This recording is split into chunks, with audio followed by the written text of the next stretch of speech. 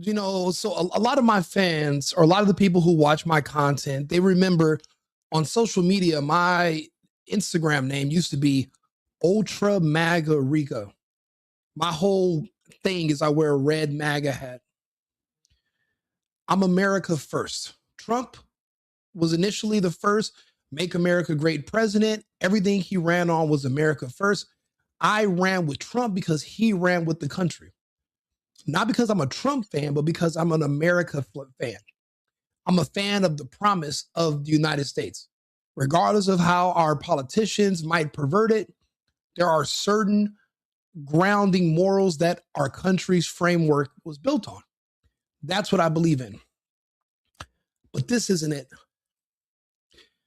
It's like it's Trump versus everyone else. And none of us matter. None of us people that are here in the real world matters. None of us any longer have his ear. Once upon a time, the president was petty. He would get on Twitter and he would talk and argue with you. But now he just gets on Truth Social and he talks at us. He's not talking to us. The reason something is wrong, this isn't Trump. The Trump that we know and love is gone.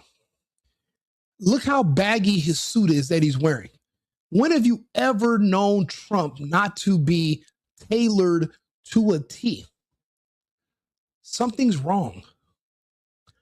This isn't Trump. This isn't the same Trump. Trump, to be honest for you, doesn't have the stomach for gore. You don't wait until you're in your 80s to all of a sudden develop a bloodlust. What Trump is effectively doing with these threats against Iran for tomorrow, he's basically threatening to kill 93 million people. And he thinks, for one, he thinks that that's possible, which it isn't. For two, he thinks that the world would allow it. I'll tell you this. Europe, Russia, China, BRICS, NATO, the entire world would band together against the United States and Israel before they would allow that to happen. Many stood by because of a fear of the United States and watch what happened in Palestine on a macro scale. But could you imagine if they were actually capable of wiping out an entire country's population of 90 million people? Because if they could do it to them, that means they could do it to you. The beautiful thing is, this isn't Trump. The real Trump would have already known that that's not possible. We are only the American military. We don't have the capability to destroy an entire country in one night. A country that is literally the size of, let's say, going from Louisiana to Maine. The entire east coast of the United States, plus the Midwest. That's Iran. Do you know how large of a landmass that is? Do you know how many people that is? How many cities? How spread out? We do not have that capability, which is why we got our asses kicked in Afghanistan, and it took us 20 years to finally leave. We got ran out of Baghdad in Iraq. We lost Victoria Base. If we had the capability to snap our fingers and use the rods of God, like on the move, like the G.I. Joe movie, we would not ever have to fight anyone. And whoever the president of the United States is, essentially would just be the emperor of the world. There would be no NATO. Why would you need a NATO? You have America. What would you need? You don't need anything. You're all powerful. You're omnipotent. You're essentially God. Luckily for the world, we don't have that capability and we never will. There aren't enough nukes in our arsenal that could be launched into a country that could wipe out an entire population and level and reset that country back to the Stone Ages. It's never been done. So why do you think they can do it? That's what I mean when I say, is everybody just lost their mind since they started taking those vaccines? It's like whatever, and it's starting to see this it's like this weird thing I'm noticing where CNN and Fox News both parallel each other with pro-war propaganda. They're not reporting to you on the destruction of Israel. Israel is being leveled. 13 countries in the Gulf, all of our military installations gone. We don't have, they've destroyed our refueling jets, depots, the planes that are going to go do these bombings. Where are they supposed to launch from if all bases in the region are destroyed? Oh, from Europe. The European nations, Spain, the UK, Poland, they've all denied us to use their air bases to launch these attacks on Iran. Why? Because if they allow you to launch from their bases, now you are a party to the war and you can get struck. It's bad for America, but it's beautiful for everyone else in the world. See, the United States is the only country in human history that has ever walked around bragging about how big their penis is when it comes to fighting wars. We walk around and we tell people we have the strongest and best military on earth. No other country is dumb enough to do that because that's a part of fighting. You never tell your enemies your strengths or your weaknesses. That needs to be a surprise. Fear of the surprise where you might lose is what keeps people at bay and it makes people respect one another. We have underestimated the hell out of Iran.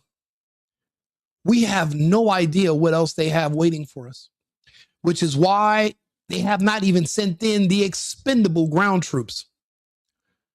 Trump is gone. I don't know who this guy is. He's close, but there's no cigar. I don't know when they did the swap. I don't know what happened, but this is no longer Donald J. Trump.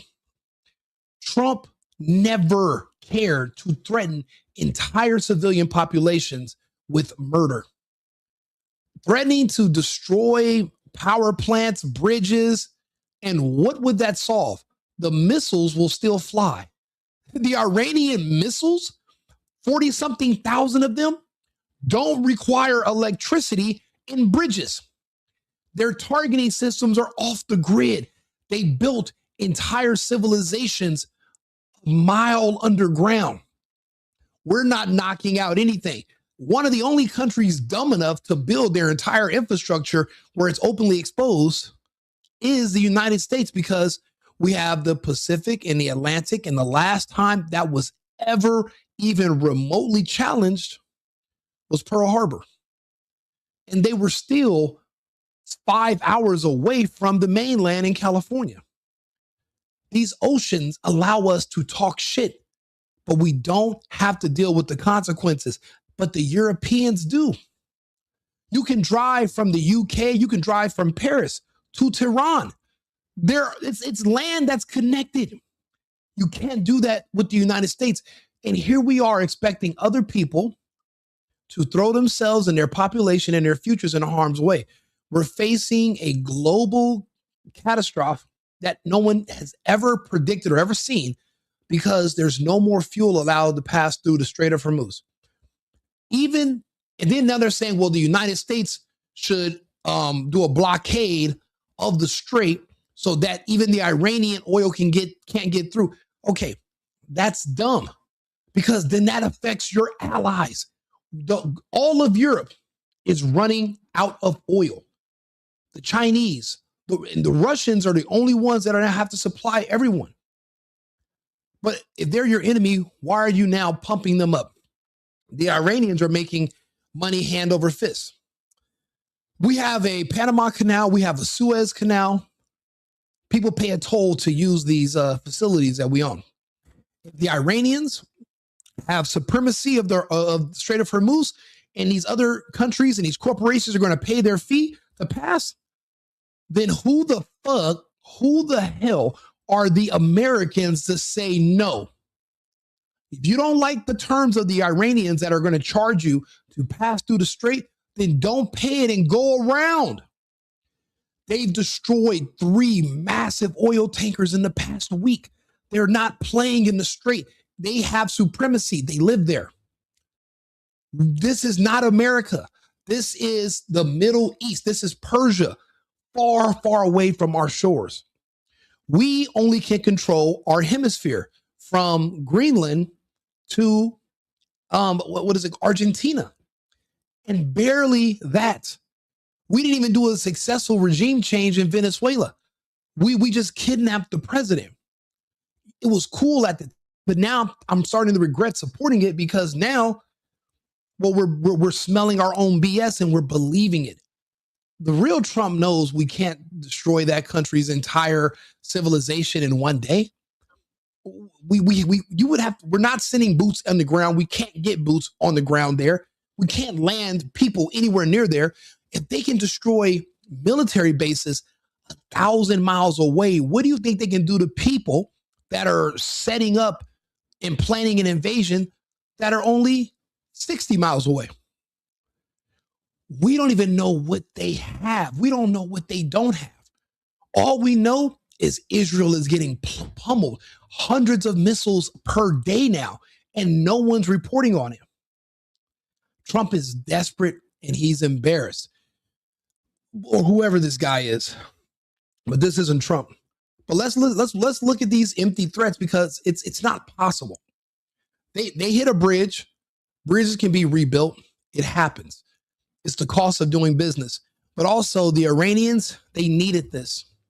There's a lot of sick people in their population that have been manipulated and brainwashed by Mossad and by the West. They want to be gay. They want to be on OnlyFans, and they want to, men want to kiss men, women want to kiss women. They want to have pride parades, all being influenced by Israel, Mossad, and the West. And they're telling them that if you want that sexual liberation so you can be gay, then you need to overthrow your government. Having children is slavery. You know that comes from the West because the blacks in America, that's all they talk about is having children, slavery, being married, slavery, paying bills, white supremacy, being an adult, responsible adult, white supremacy.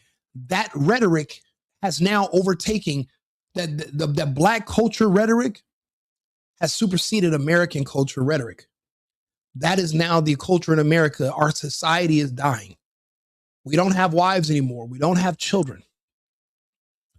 We don't, the fundamental things that make us humans, which was coupling, creating families, having children, those are pretty much outlawed. The feminism and the gay agenda, the gay lifestyle have overtaken our country and our society. Everything here is gay.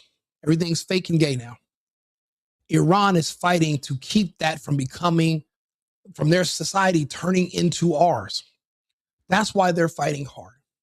They're fighting to keep their wives and to keep their children because that's all that's on the line. Their humanity. Why do you think so many of us men, we now have passports? Because we want to find human wives. The ones here in America, they're not even human anymore. They don't want to be wives. They say being married is slavery. So these other countries want to remain humans. They want to have their families. They're fighting for their families at home to be safe. We're fighting for fun, to protect the Epstein class. We're fighting to protect drag queen story hour and all age drag shows. That's what we're fighting. We're fighting at completely different levels, completely different motivations. That's why we don't have a ground force that can invade anyway. The Iranians are doing what is necessary. We've already lost this war, but once the public here digests that, it's going to change our behavior.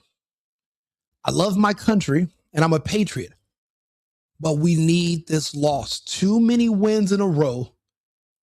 It blew our heads up and it made us believe our own BS, where now we became bullies and we don't care about anyone or anything else.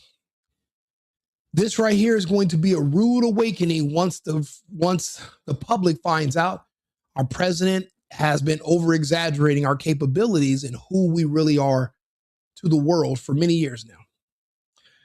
Once their country is still operational 3 days from now, and they come up with an excuse for why they didn't level a landmass that's the size of Louisiana going to Maine just in one night, like we're just, what are we, the Justice? What are you, a bunch of superheroes? Well, we are Avengers. We're taking portals and wormholes and just dropping Thor's hammer and just leveling. If you don't get the hell out of here, if the Israelis had nukes, they would have used them. There are no more. There are no nukes. There never were. There are fire bombs. You can firebomb a city and the fire consumes so much oxygen where you can suffocate a massive population. That's what happened in Hiroshima and Nagasaki. Don't believe me? Excuse me. Why don't you look up what happened to Dresden, Germany during World War II? Those people were suffocated. The fire bombs. That's the best that we can do. There are no nukes. There's different reasons. They said that there's aliens that when they did try to use nukes, they disabled them. Effectively, that means there are no more nukes. For whatever reason, there are no nukes. Or the psychos in Tel Aviv would have already used them. Everything they have is destroyed, and you can't find Netanyahu shaking Trump's hand or shaking anyone's hand anymore. Zelensky's alive. You know how you know Zelensky's alive? He's still begging for money in person. None of us are seeing Netanyahu anywhere except on a screen alone. He's not interacting with anybody. We're talking about today's events. Everything he talks about now is the same stuff he could have talked about last year, June 12th. Recycled footage. This is just unhinged. And I hate to see that the administration and these people who I crossed my fingers and I hoped they would always keep their moral. They wouldn't just say whatever Trump wants to hear. They failed us. And the good ones are gone. MTG, Martin Luther Green, gone. Kent, gone. Massey, gone. These were extremely well-versed and articulate, intelligent people who supported the United States. So effectively, they supported Trump. When there was somebody running for president who all she pushed was vaccines that make your heart explode and give you blood and cancer and abortions. That's all she offered. The fact that there are people who are now sitting here saying, oh, well, yeah, maybe we should have voted for Kamala so she could have poisoned us instead of Trump. It just shows you how sick a lot of these people that still live here in the United States really are. Just because they have citizenship and they speak English, it doesn't make them Americans. We're not all the same. We're different. But there are those who want to push killer vaccines and abortion.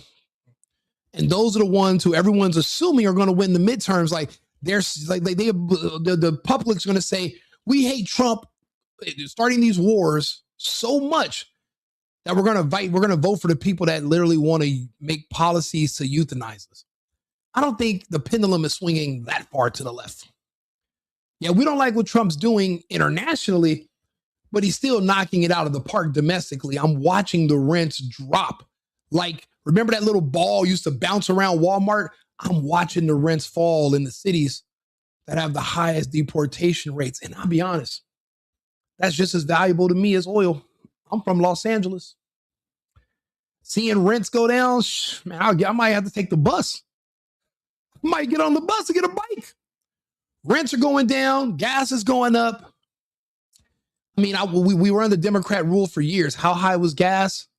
How much inflation were we already used to dealing with? Trump gave us relief for about, 12 months, a year. And you think you want to go back to that over Trump? Yeah, I don't know this new guy, and he's lying. We don't have that capability. I don't know, what kind of superheroes does he think our military is made out of? We couldn't even keep Afghanistan. We couldn't keep Iraq. Couldn't keep Libya. Couldn't keep Syria. We couldn't even win in Vietnam, but magically way in the future, 2026, now we can just level entire countries in one day. Our own president's full of his own BS. But the good thing is this: we're friends. I'm here to have intelligent conversations with the chat. We can have these conversations. We can debate. A lot of us are Americans, but many of us watching this and listening are not. And they're listening because they want to try to understand the mental psyche of what the average American is thinking. I'll tell you, a lot of us Americans, for us, watching Trump talk crazy like this on TV and watching these idiots on the news, it's basically watching Netflix for Americans, because at any moment, I can just turn this off. At any moment, I can just turn off my computer. I can just change the channel. It's a movie of choice. None of it matters to us because we're protected by the Pacific and the Atlantic. But see, you guys over in Europe, you guys are not protected. You guys have nothing. You're not even protected by the Americans anymore. We just got our asses kicked.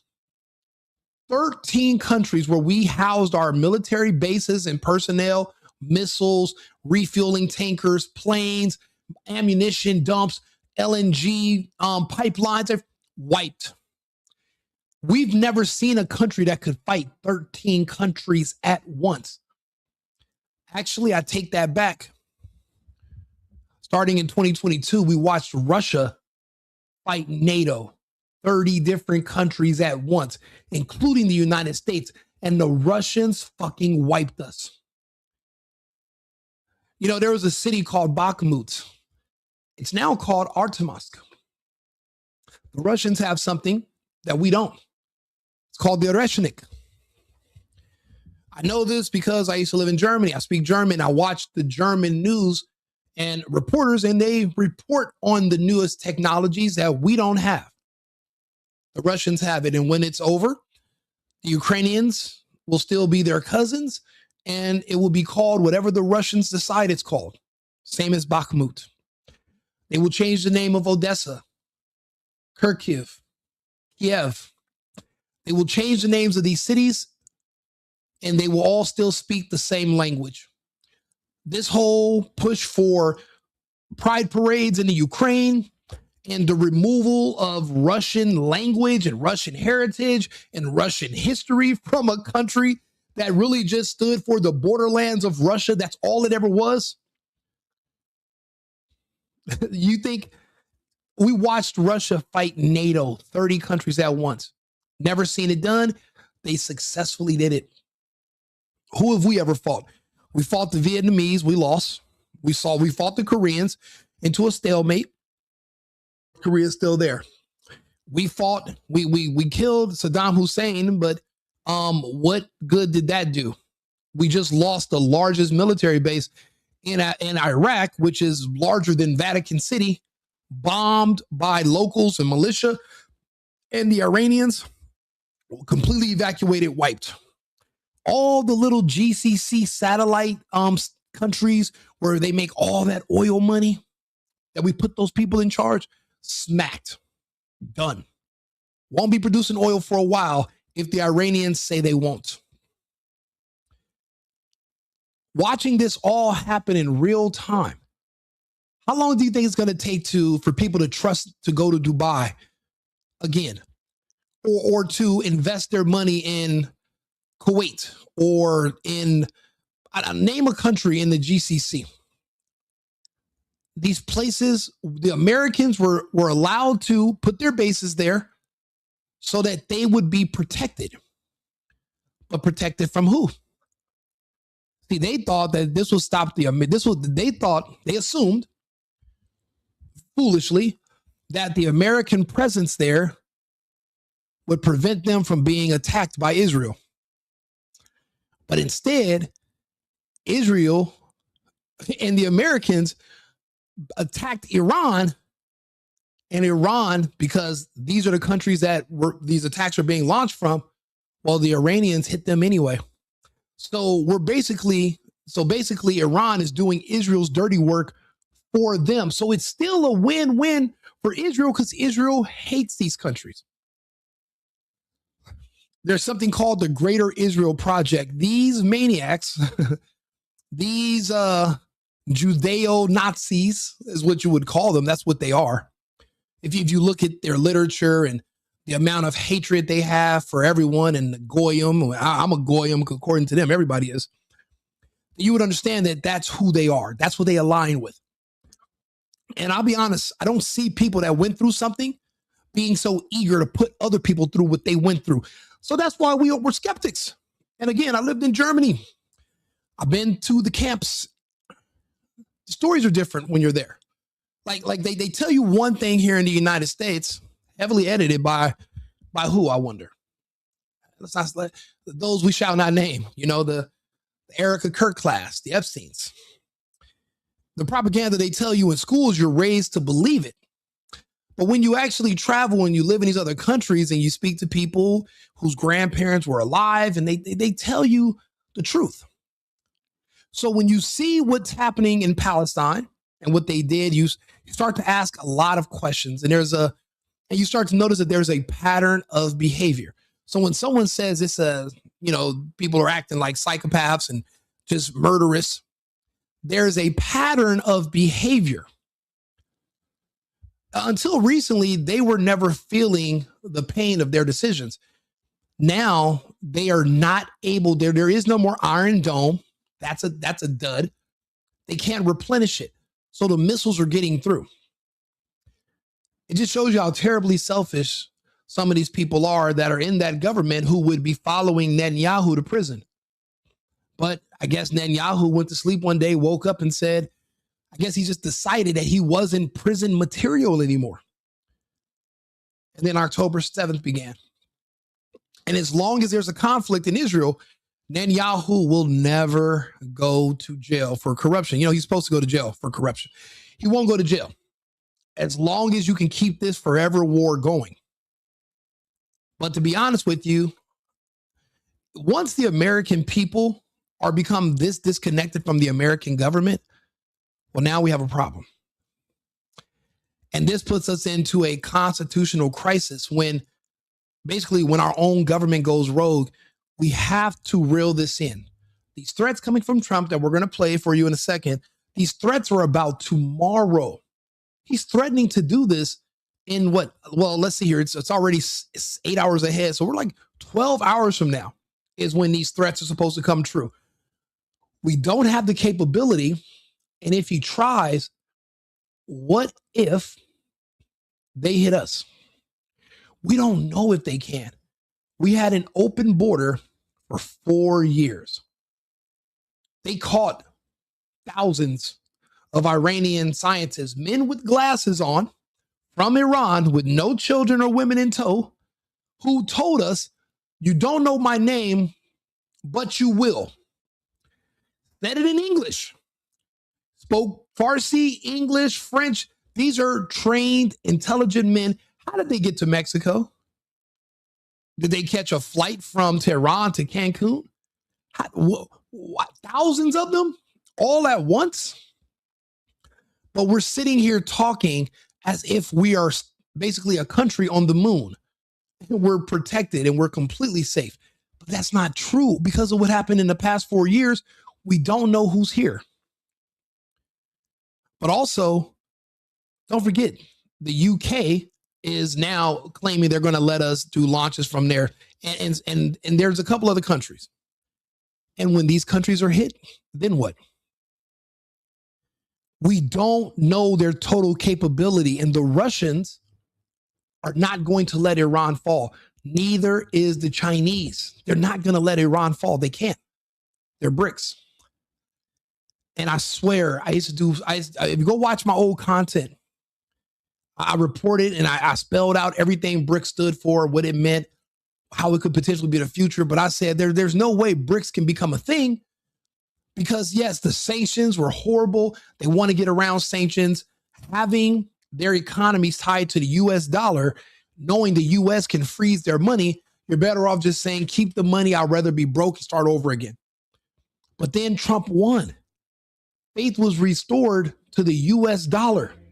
The petrodollar, faith was reserved because Trump promised to end the sanctions because they don't work. These countries didn't buckle under sanctions. And now here we are. They're going to want to get off the petrodollar. Where does that leave us? And I'll be honest, it seems like that's the place that Trump is fighting, talking from, a place of desperation. And I'm MAGA, but I'm not dumb. We're not fans. We're not fanatics. We're not fans. We're not just people out here. Oh, we just like Trump because his name rhymes with bump. We liked Trump because of what he stood for, and we saw the results his first term. I remember Trump begged Trump begged you idiots to not take that fucking injection that's giving you all cancer. He begged you not to take it. He actually offered therapeutics. Ivermectin, hydroxychloroquine. I know because I had to order it from India and other parts of the world. We couldn't get it here in the United States.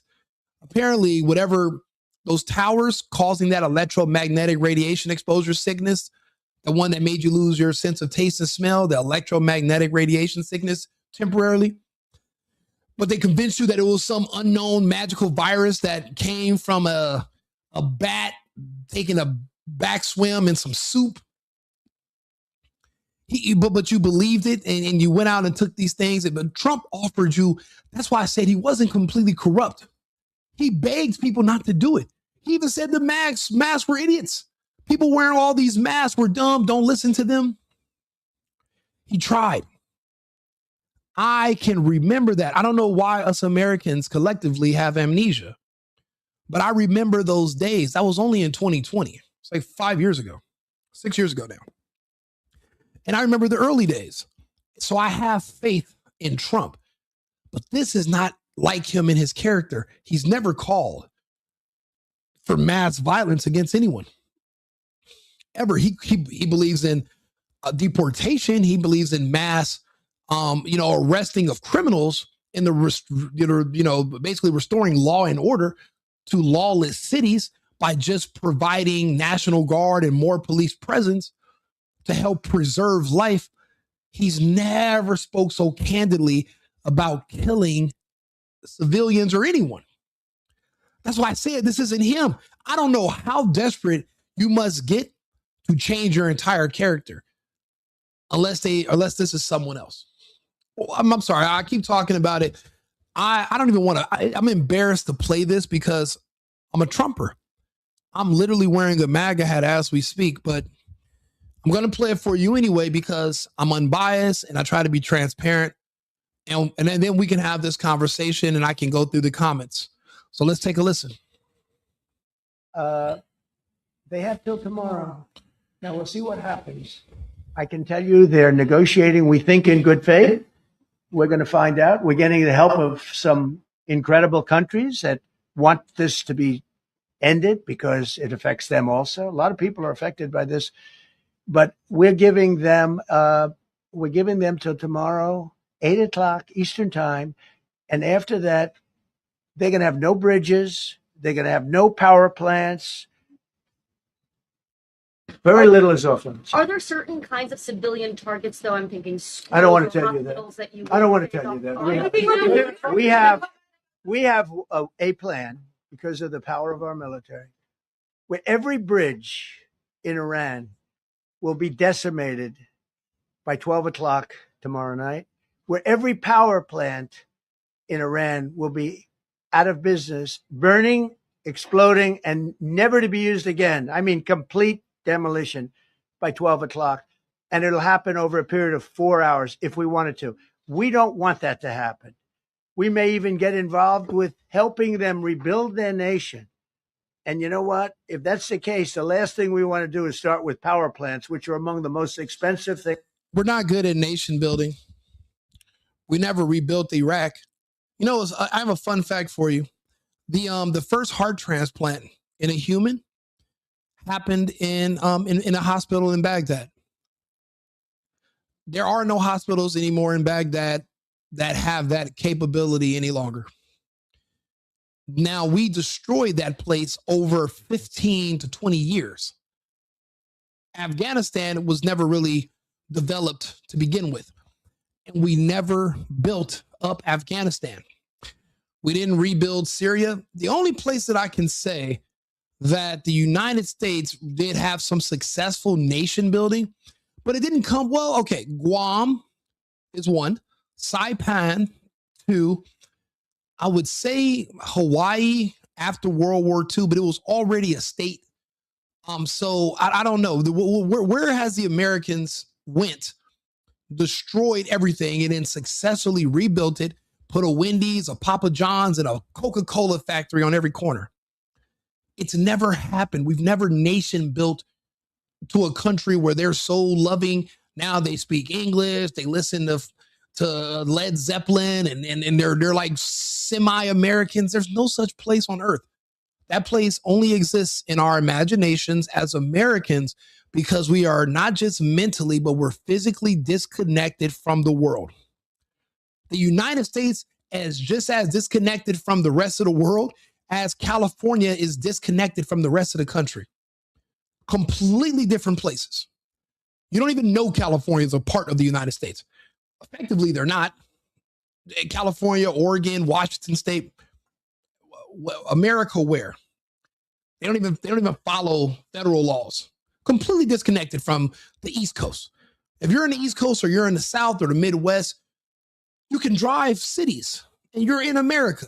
If you're in California, unless you're in Phoenix or Vegas, you're 12, 15 hours, 20 hours from the United States. It's completely disconnected. So you develop these delusions of grandeur. Again, Iran is the size of from Louisiana at its lowest western point to the southern tip of Maine. And then it also is wide as going from Louisiana all the way up through the UP of Michigan. It's not a small country. We don't have millions of fighter jets and tons and billions of bombs that we can just, where are we going to launch this attack from? Which bases can, remember, our planes that do all the refueling of the jets that have been flying these missions, they've all been destroyed in the past 2 weeks. You don't know about it because CNN and Fox News don't tell you. I've reported on it. Professor Jang have reported on it. Let's see here. Colonel McGregor has reported on it. There's certain people, if you watch the guys from Iran, Alex Mercurius, Alexander Christorafu, they've literally reported on this damage and destruction. We can't even run these missions over these countries in the way we've been doing because we've been debilitated over the past 2-3 weeks. That's why now Trump is doing all this talking. He's bluffing right now. He's hoping he can bluff Iran into folding. The problem is, it appears that Iran also has a deep state shadow government that works interdependently of the Ayatollah and the surface regime that's completely intact. They haven't lost one person. They are somewhere far away from the big city, deep underground. And if you just knew the precision of these strikes and the targets they've been hitting in 13 different countries simultaneously for over a month now, you would understand that this is beyond just a country defending itself. The intel they have it's unbelievable by American standards. We don't have these capabilities. People are mumbling that, oh, the Russians or the Chinese are the truth of the matter is we don't know and we'll never know. We don't, and it doesn't matter. We shouldn't be fighting them in the first place.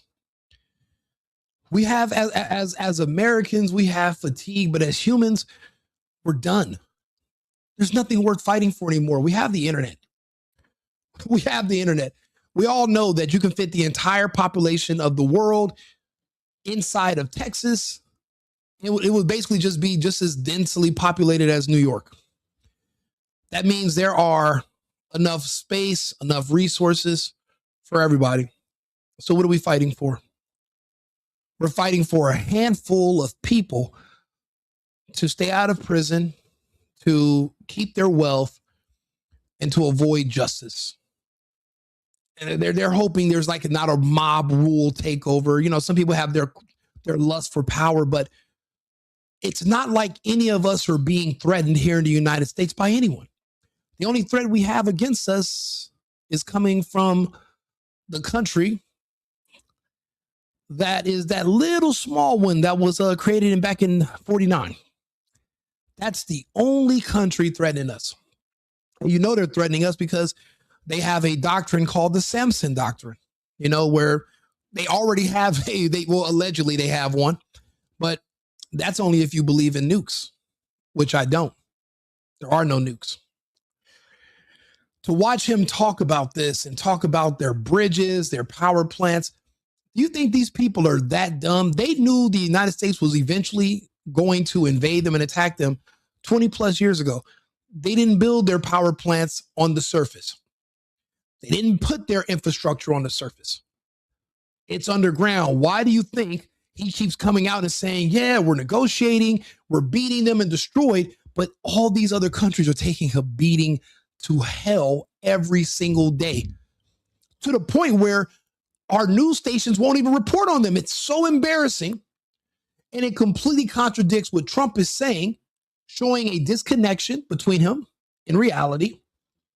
And even CNN that hates Trump is literally spewing propaganda showing, oh, wow, we just bombed Iran.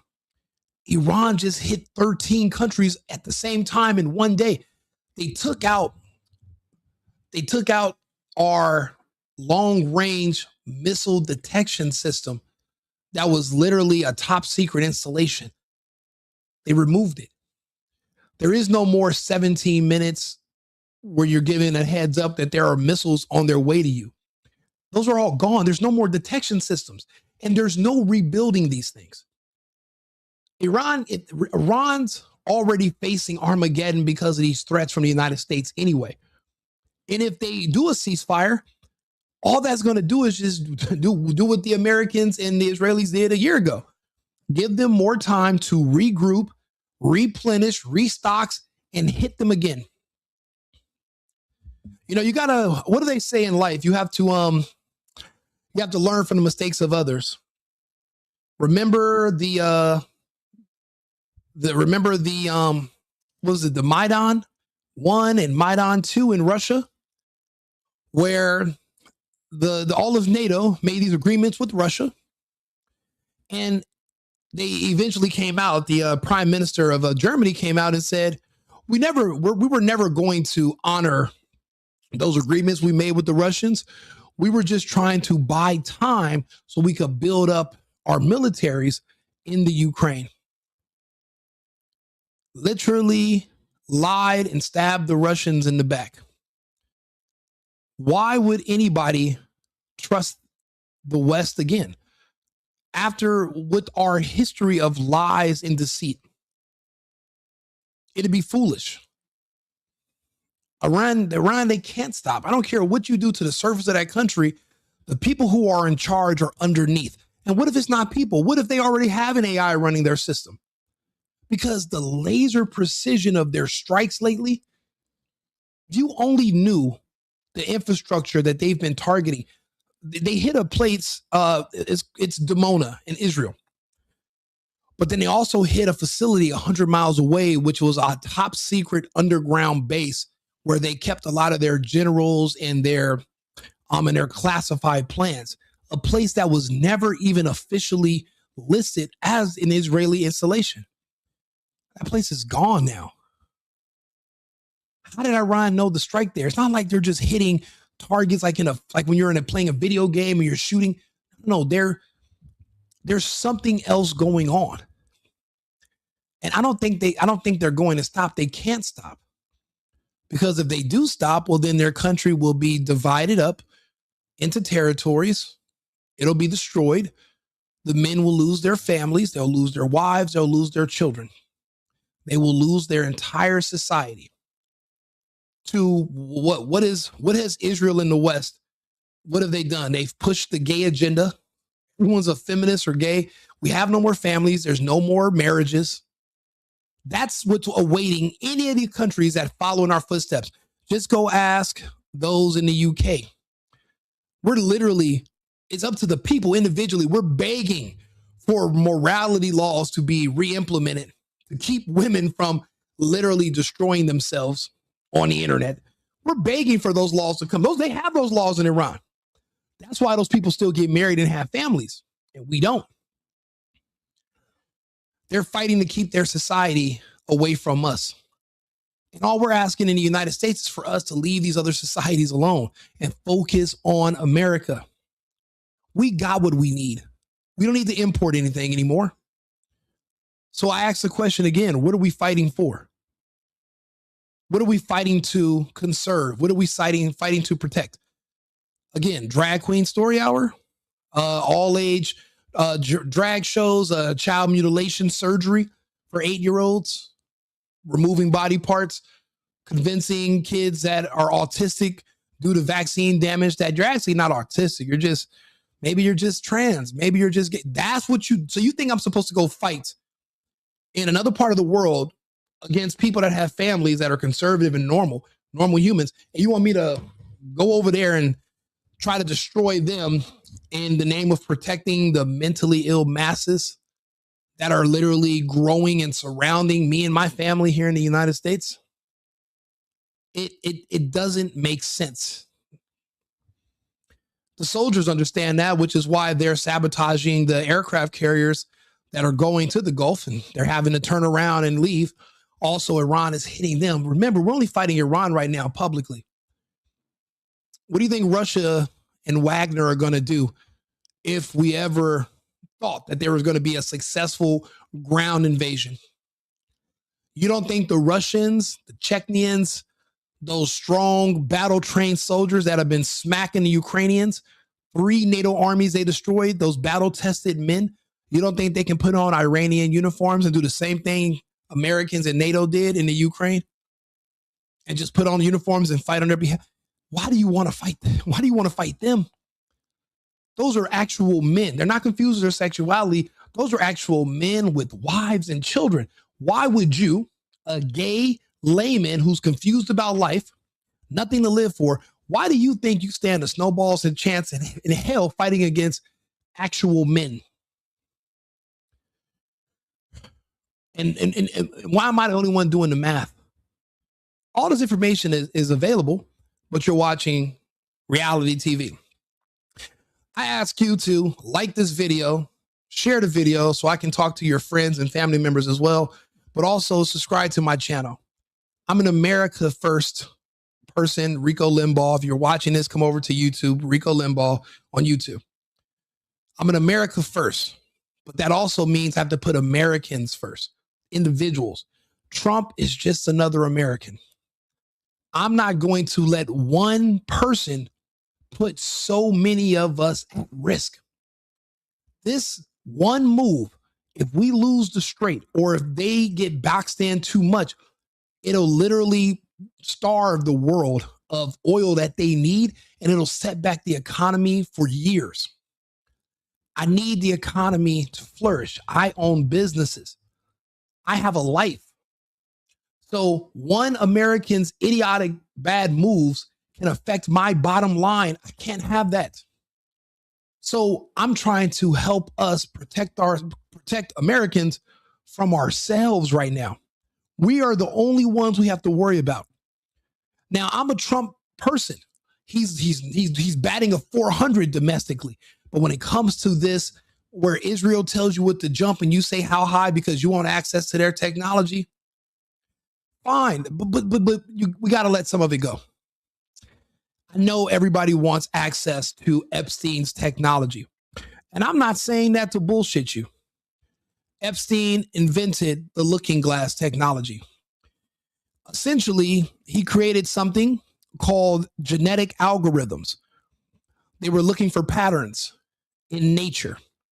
But with the scientists that he recruited from Los Alamos base in New Mexico, that he brought to Santa Fe, New Mexico, to his ranch, they were using high energy physics and math to create genetic algorithms which would predict the future. They wanted to be able to see the stock market ahead of time.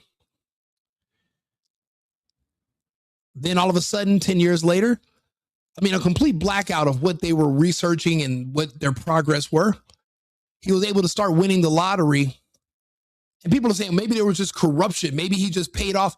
Do you know how many different people would have to be in on that for you to win the lottery twice? He was demonstrating what he discovered in his technology. The looking glass technology, that's Epstein. Bitcoin technology, that's Epstein. The vaccine to wipe out black people, poor people, that's Epstein technology. Why do you think you keep seeing all your favorite blacks sick and dying every day on television? It was created specifically for them. But then also anyone else that's high testosterone is, that's an American thing anyway, but it was specifically made for one particular group. It was supposed to be safe for everyone else, but effective in their group because you would have to look for certain genetic factors or genetic traits that they have in common. You can't really make a race-based weapon because everyone's too mixed. You could appear dark, but be actually part of the group that they want to save. Or it could be the other way around. So you had to look for certain common denominators in that group. The common denominator in the targeted, the poors, the blacks, was elevated testosterone levels. It's in nature. It follows along with dark pigment. It's humans. Epstein figured that out. Bill Gates was actually some of the people that helped persuade by paying and honeypotting the politicians to help remove the restrictions that it would usually take to get a vaccine approved. And Fauci was able to get it into the public's bodies, into their arms. I have all the data. I explain it to people in details. Some people listen, some people don't. It's actually a war weapon also. It was designed so if a soldier has the injection in them, if they see gunfire in the distance or they hear bombs going off or they know they're about to go fight, the adrenaline rush you get before you go into battle, it'll cause your heart to rupture. You have a coronary on the spot. So imagine you're on the battlefield and half the people you're about to go fight, just from the anticipation of the fight alone, they fall over. Why do you think you're seeing so many heart attacks during sex or while they're playing basketball or while they're jogging or working out? Or they're not just having heart attacks at 80 years old and dying in your sleep anymore. The game has changed. If I can figure it out, other people can too. So it's my job to relay this information to you. The looking glass technology is important. It's how Israel has been able to stay ahead. Such a very small country the size of Jersey, basically running our nation and essentially being in control of our arsenal in an attempt for world domination. That obviously they can see. Obviously they have some technology the rest of us don't have, which is looking glass technology, which is why before these massive tragedies happen, 6 months before they happen, you got people in Israel Googling the people who are the stars of the show. But right after them, people in DC are Googling Tyler Robinson and all these unknown people.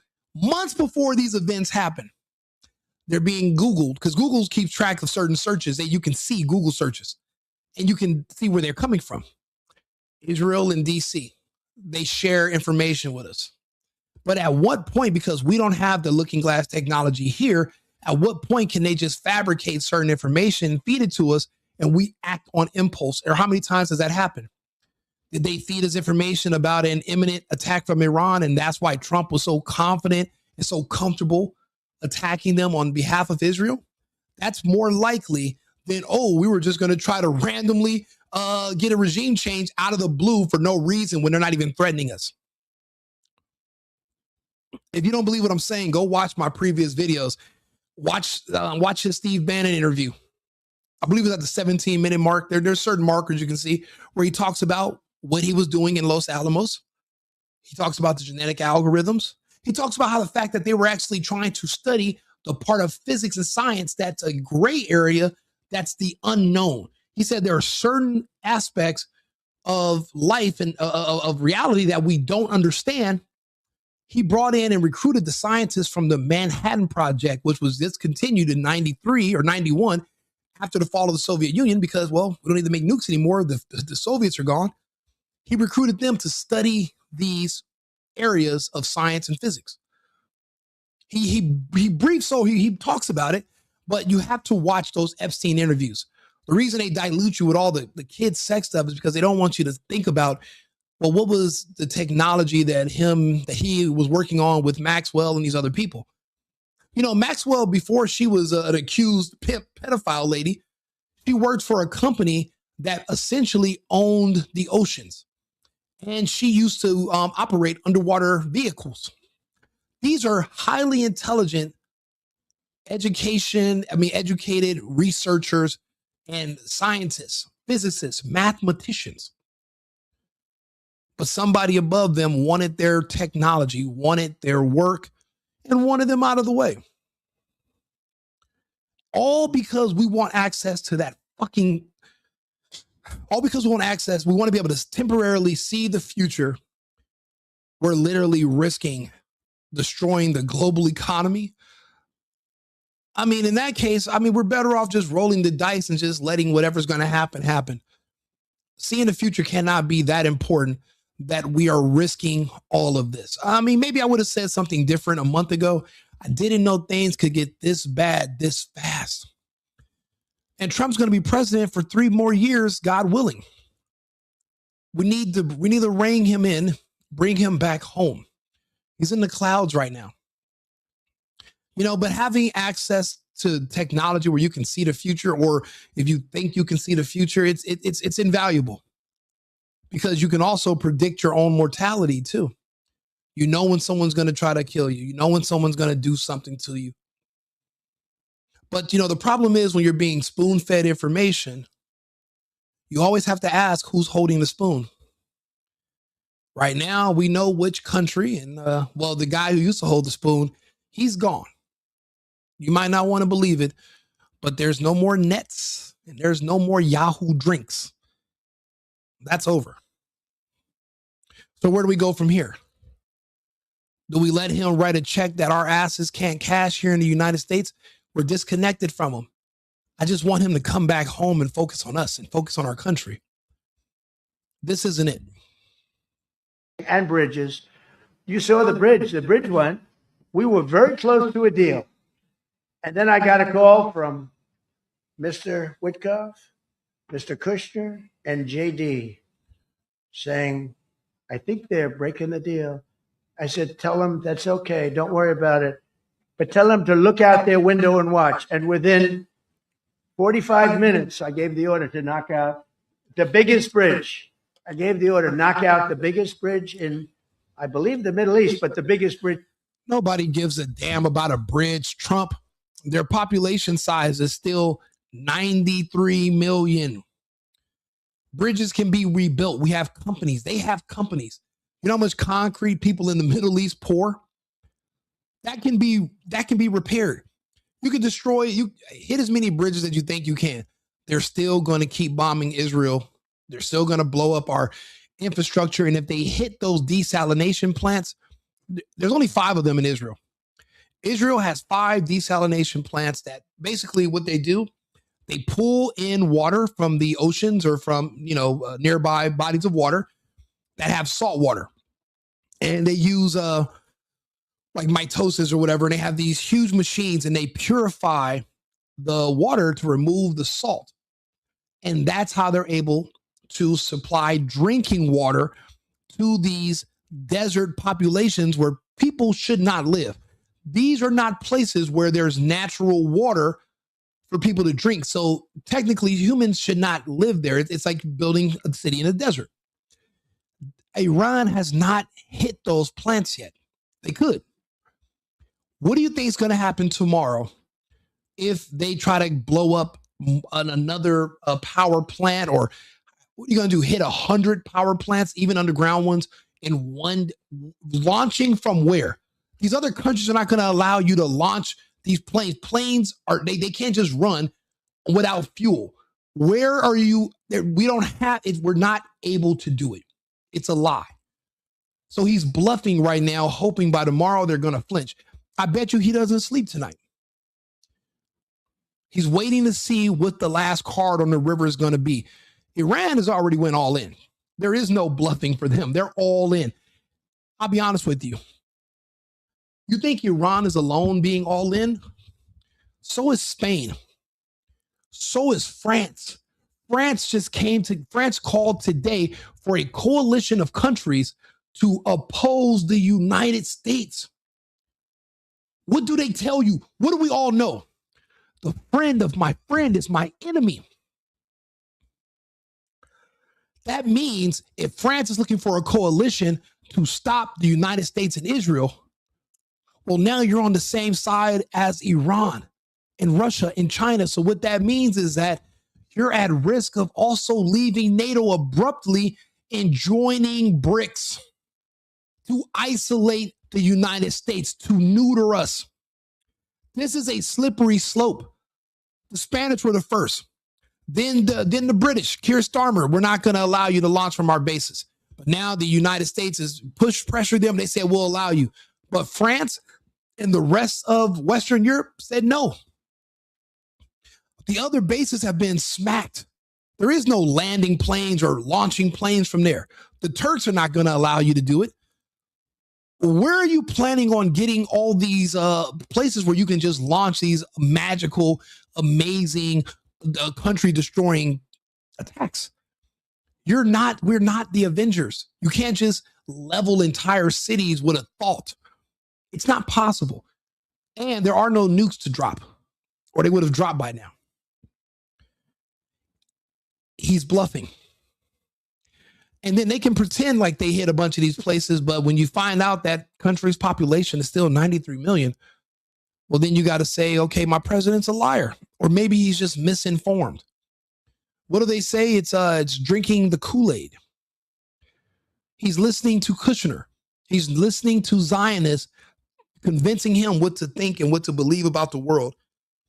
I know this because there were Zionists there were homosexual Zionists like Anderson Cooper and Don Lemon that used to tell me what to think about Trump before I started listening to him for myself. So I can understand Trump drinking the Kool-Aid. I used to drink it too. But he's wrong. And we don't have the capabilities. And there's others like me.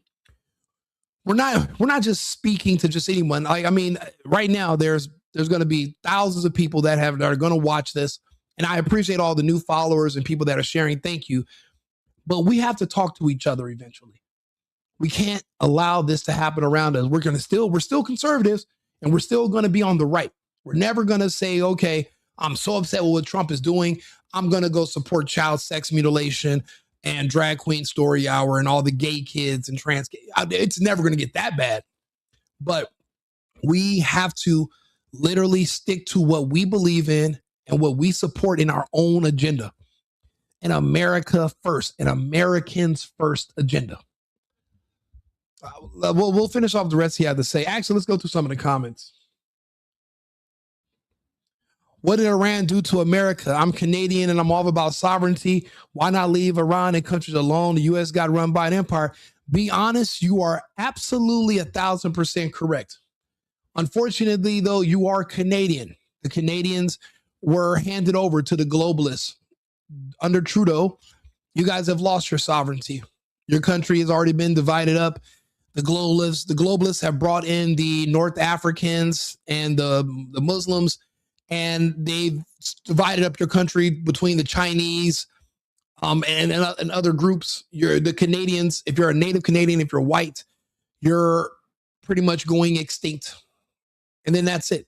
So it's crazy. We have the globalists taking over Canada to the north, and we have the Zionists with a Jewish president to the south. The United States used to be a Zionist stronghold, but the globalists have put a Muslim mayor in charge of New York. Now the Zionists have been pushed to the bottom right corner of our map, Miami, and their numbers are dwindling. They are no longer welcome or safe in most cities in the United States, because the truth about the agenda that they have is out there. But I tell you this, the globalist agenda for the United States is not any better. The globalist agenda is not, the Zionist agenda was the gay agenda. The globalist agenda is the trans agenda, transhuman. which leads to not just depopulation, but to an extinction. The globalists want there to only be 500 million from 8 billion plus. That's their agenda. So there is no, I mean, it's kind of like you're replacing the enemy you do know for the enemy that you don't. Neither one of them have the best interests of Americans in mind, which why when Trump said that we're not going to put our country's future in the hands of the globalists with their doom and gloom, but we can't leave it in the hands of the Zionists. The globalists have penetrated the cabinets in these other countries, but our cabinets have already been penetrated by the Judo-Zionists from Israel. So it's if you look at the title of this video, I mean, Trump's stuck between a rock and a hard place. It's Israel first or America first. His money comes from Israel first. His support base is the Americans because we have the numbers. We also have the weapons, and we have the ability to speak on the internet freely, like I'm doing now. Excuse me, which is a privilege. I know it's a privilege because my friends in other countries lost it. So it's not a right. This is a privilege, and it can be taken away. This is we're in uncharted territories right now, but as a Canadian, you are absolutely right. And you're right, they're not the Avengers, and real lives are being lost. But it can get so much worse if what Trump was saying was even possible. But my God, what if it was possible, like in another universe, and you could just one day the American military can wipe out an entire country of 93 million? You know what that would mean? That would mean the entire world would have to come together and get rid of us as Americans, because we would be way too dangerous to leave. There was only one other group that everybody accuses of having this same agenda. What happened to them? Well, I can tell you what happened to them: the Nuremberg trials. Why are we starting to parallel? Well, I mean, they say we're parallel. I don't see it. But as far as the whole global domination thing, well, that's us right now. Threatening to wipe entire countries off in one day, like we're Thanos.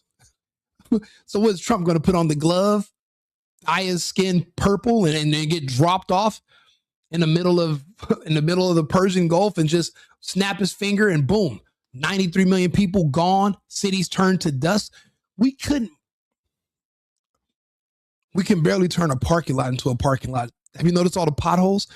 We're not going to be able to turn Iran, a country that size, and other nations who depend on that country's stability, that know they're going to be next. They're not going to allow us to do that either. In Iran, and within 10 minutes after I gave that order, that bridge was over. Us charging tolls? Iran.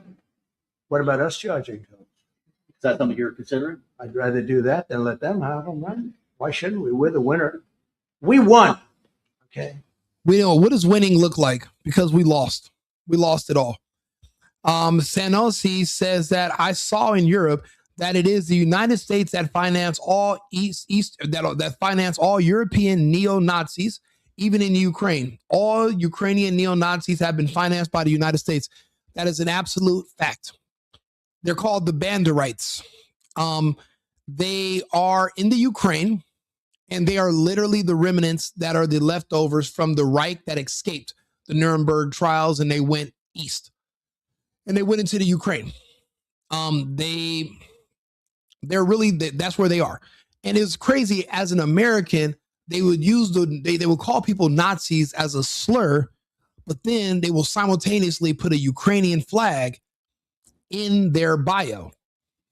Now, you remember when the Russians' invasion first began, Russia's not at war with the Ukraine. It's still just an SMO, a special military operation. One of the goals of the SMO was to denazify the Ukrainian government.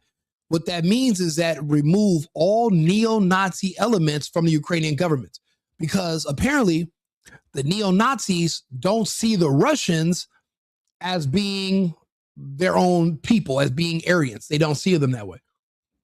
They see them as their enemies. Even though they're cousins, they see them as enemies. That Nazi element in the Ukrainian government is what the Russians use to justify, one of the reasons they use to justify their invasion. Also, because the Americans and the West are financing the neo-Nazis, they're beholden to NATO and the Americans. So they wanted to join NATO, even though the country is too poor and too corrupt to ever be an EU nation or in NATO. But just the thought of it alone and dancing around it and pretending that it was going to happen, that means you could now start bringing American equipment and start building American bases in the Ukraine. So the Russians did what they had to do. Still an SMO, but you're absolutely right. The West funds Nazis in the Ukraine, and the Russians, their SMO goal was to remove the Nazis from the Ukraine.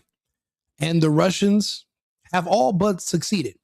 The problem is with Nazism is that it's more so a mindset, kind of like communism. And for certain people, it's going to appeal to them like communism based on their personality type. But so it's really kind of hard because you can choose to be a Nazi and then you can choose to not be a Nazi. Or you can choose to be a communist one day and then you can grow out of it and decide you want to get a job and take care of yourself and no longer be a communist. You go back and forth. But it shouldn't be an option where you can band together with a bunch of other Nazis or a bunch of other communists. That's a big problem we have here in America. We have too many communist enclaves in the country that are basically destroying our economy. We call them hoods or ghettos. And what they are communist strongholds where they have a communist utopia full of people who don't have to work. Their housing and their food and their education is subsidized by those of us who live in a capitalist society. Our tax dollars fund their communist utopia in these inner cities. And they don't have to live with the consequences of the things they vote for because of our entitlement policies that create these communist utopias for them. That's why we're trying to get rid of the entitlements. That's why we're trying to get rid of birthright citizenship. These people should live in other countries that allow that instead of trying to turn our country into that. So yes, that what you're saying is absolutely true about the Nazis being funded by us. And we're funding Nazis because we were hoping they're going to help us destroy Russian society. What kind of idiot monsters do we have in our deep state that are coming up with these delusional ideas of grandeur? And how would we feel if these other countries publicly came out and said their goal was to eventually destroy and remove the United States from Earth? And we would just sit here like, hey, we want to just be left in peace. If the people in Iran want to have families, they want to get married, they want to have children, and they want to, believe in God, why do we have to stop them? Why do we need to invade them so that they are forced to live like us, which is godless, no children, no families? You guys all know that those things are gone now. 20 years ago is when it started to go downhill. I think probably after Obama. Now to be married and have children is akin to slavery. If you ask a lot of women publicly here in the United States, we don't have families anymore, but other parts of the world do, which is why they don't have pride parades. You can't have both. Pride parades mean there are no families. There's no, you can't have kids. Adam and Steve can't have children. That's not how it works. So you would have to protect your society and keep that away. But you're not going to be able to have both. One is going to eventually target the other. And they've openly announced that they are coming for our kids because they can't have their own. But I'm supposed to go fight in another country to defend the San Francisco Gay Men's Choir when they're literally telling you the agenda for the Democrat Party. Unbelievable. But no, we're not fighting for that. These countries are. We want you to leave them alone, and we want you to focus on cleaning up our country, removing these laws that protect pedophiles. They have a law in California, Senate Bill 145. And I have to read it to people. They didn't even know they passed it. They were pretending to be outraged by the Epstein files. Epstein never changed the laws to protect pedophiles. That was Gavin Newsom, 2019, Senate Bill 145. Don't believe me? Look it up. I've done where I've talked about it. But we have that issue here in the United States, and other parts of the world don't want to go, they don't want to do it. There was an archbishop, a Christian archbishop from Russia, and he said these wars going forward are going to be between countries that have pride parades versus countries that won't allow them. And that's exactly what this is. They don't do pride parades in Iran. They don't do pride parades in China, and they don't do pride parades in Russia. Effectively, their societies are still intact. They're still human. So then what are we? What are we? They are militarily defeated. The only thing they have is the psychology of, oh, we're going to drop a couple of mines in the water. No, we have a concept where we'll charge tolls. Yeah. I thought. Well, Maddie, what do you, Maddie says, did you just say there are communist strongholds in America called ghettos? Well, they're not just called ghettos, they're called the hood. Have you ever been to the hood? You ever been to New Orleans? You ever been to Minneapolis? You ever been to Los Angeles? You ever been to Oakland? There's people just walking around all day. They don't have jobs because they don't want to work. And you can tell the difference between people. You go to some states and you'll drive through, the black part of town, for example. The people speak normal English because they're professionals. They work. But then you go to other cities, Democrat-ran cities, and you notice when they speak, you can't understand them because they've never needed to sound professional because they've never worked and they will never work. So there's no need to be professional or coherent for that matter. And that's what feeds our prison industrial complex. That's where the source comes from. So that's why they leave those enclaves and they kind of they live there, and we subsidize them. And by subsidize, I mean my tax dollars goes towards paying for Section 8. A $2,000 rent, but you pay $14. If you're getting food stamps, if you're getting government assistance, that's all money that comes from tax dollars generated by those of us who live in the capitalist part of our society. We don't get to live like the communists and get everything subsidized and covered for us. Why do you think when you go into the hoods in America, it looks like Cuba? But then when you go to the suburbs that they envy and they're so jealous of, well, it looks way better because we have HOAs and we pay for stuff because we work and we earn. There's a difference. People who live in these inner cities, in these blue cities, that they're subsidized. That's communism. And that's not what America was built to be. The way it worked in America initially was if you don't work, you don't eat. And one big part of what comes with freedom is responsibility. You're free to work as much as you want or as much as you don't want. You can work as many hours or as little. It's up to you. You determine your own destiny. But also what comes with the freedom that comes with responsibility comes with freedom. You're responsible for yourself and you're responsible for your family. And a lot of people have lost it. If you're a communist in this country, they're creating kids and they're dumping them off on the system. And it's up to the rest of us to pay for it and subsidize it. That's what I mean by these communist strongholds here in the United States. And they vote blue because that's a Democrat thing. That's how they get their borders, is because they promise to not touch their entitlements, or they're siphoning money from the rest of us to support their addiction to communism.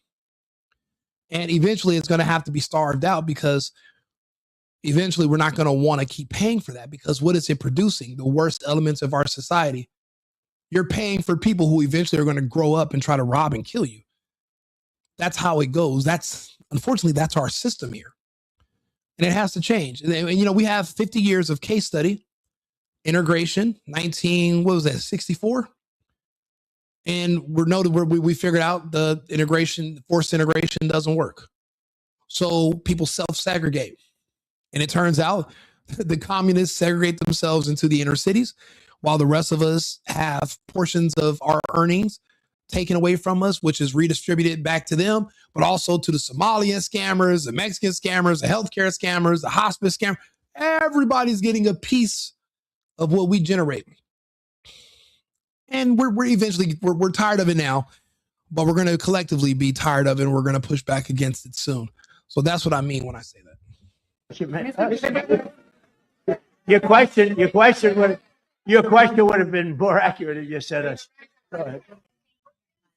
We have to have a deal that's acceptable to me, and part of that deal is no, Republican people don't necessarily take money from the government.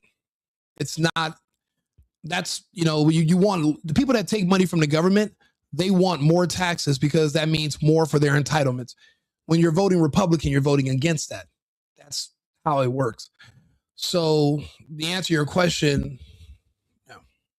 Going to be, we want free traffic of oil and everything else. Maddie said, you're still going. Maddie, you still here? So yeah, of course I'm still going. Thanks for being here. You don't have to send any money. You don't have to Cash App. All you have to do is just be here in the chat, watch the video. That's all I'm asking. This is our exchange. We can sit here and we can have these conversations. The people who disagree, they're leaving comments. Everyone else is just listening because it's resonating. They can get off the computer and actually go look up some of this stuff or just look around. And that's why they're still here. And I appreciate you guys for tuning in because, well, somebody has to talk to us. Our president is talking to himself. He's not negotiating with these other countries. And I'll be honest, these countries are losing all of their wealth. Those GCC countries, the reason our petrodollar is propped up is because of them.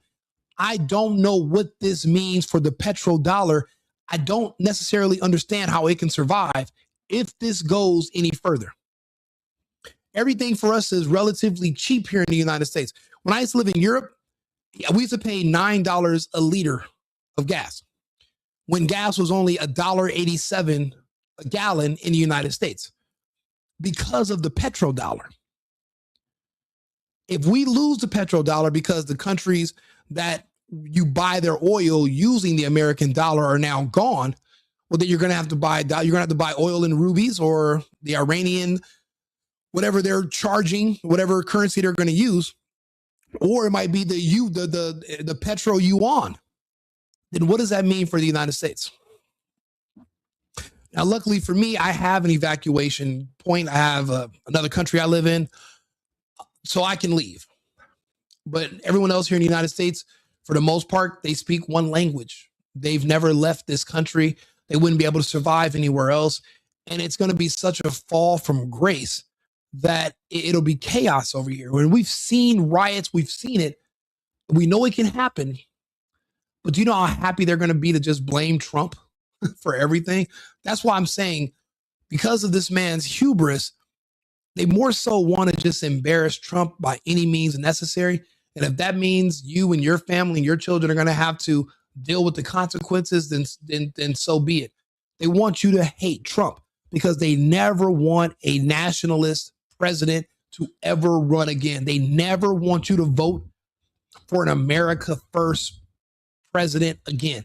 They want you to be a globalist, one world government zombie, voting in the interests of everything else except yourself.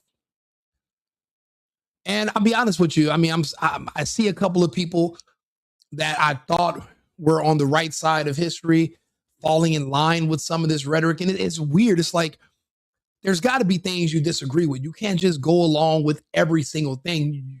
You have to have your own mind. But just because you question something doesn't mean you've abandoned him or you don't believe in it. Again, he's batting a 400 here domestically. The Strait of Hormuz, it was open until Israel started this whole bombing campaign against them. Why? We don't have to join in. The deportations have worked. What he's doing here in the United States is benefiting Americans. But what's going on internationally, that's a problem. We want him to focus on the United States and America first. We want him to focus on America only. And we're eventually going to have to find a president that is going to do that. And there's got to be something we can do to make sure they never change their campaign promises. because this is not what we voted for right here. None of us. You've said glory be to God in this conflict. Do you believe that God supports? Riquez, Luis, that's an absolutely great statement. The philosophy of education of one generation will become the philosophy of education for the next generation. Israel will no longer be considered an ally of the United States for the next generation. So we don't have much longer to be beholden to that country. Right now, that country controls us. And I've been saying this for a few years now. People keep saying free Palestine from them. I keep saying free America. And people are like, what do you mean, Rico, free America? We were already free. And then you see the United States bombing Iran, and even our president, who loves attention and loves the microphone and camera, he can barely even give us a reason why. You know how much it must take for you to attack another country with another country?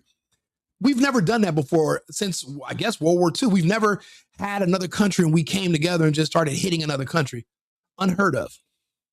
Because in those situations, to prevent confusion and friendly fire, well, one of you have to be in charge. And obviously, it's the Israelis that are in charge of the American military. But I'm wrong when I say that the Israelis have control over our arsenal. And that was the goal the whole time. They control our arsenal. So we see this happening. We don't want it to happen anymore, but we have to go through this now so it won't be repeated in the future. So you're right. The next generation won't have to go through this, but we have to survive it first. And we have to learn from our mistakes. And people like myself or others are going to have to get online, put ourselves out there and talk about these topics. I'm invited to do some interviews. I have interviews coming up on Friday. I have another speaking engagement on Sunday. I'm just a regular guy, you know, not anything too different than anybody else, but I love my country. I'm not ashamed to say that. I believe we can do better, but I'll be honest with you. I'm an isolationist now. I don't want immigration. I don't want any, we don't have one job to spare. Not for one H-1B worker. We don't have one to spare for an illegal that's going to work for slave wages. Our kids need jobs. Our kids can go work on the roofs. Our kids can work in the fields. Our kids need work. We don't need slave labor, and we don't need these advanced Koreans to build batteries. Americans can be trained to build anything. We used to be able to build everything. Even if Trump doesn't believe that we can still do it, I can. See, that's what comes with America first, America only. And if we become, the more self-sufficient we become, the less likely we are to become involved in these foreign entanglements to protect our interest, because our friends' interests, man, fuck these friends. Israel already announced if there's going to be a ground invasion, they won't send one troop.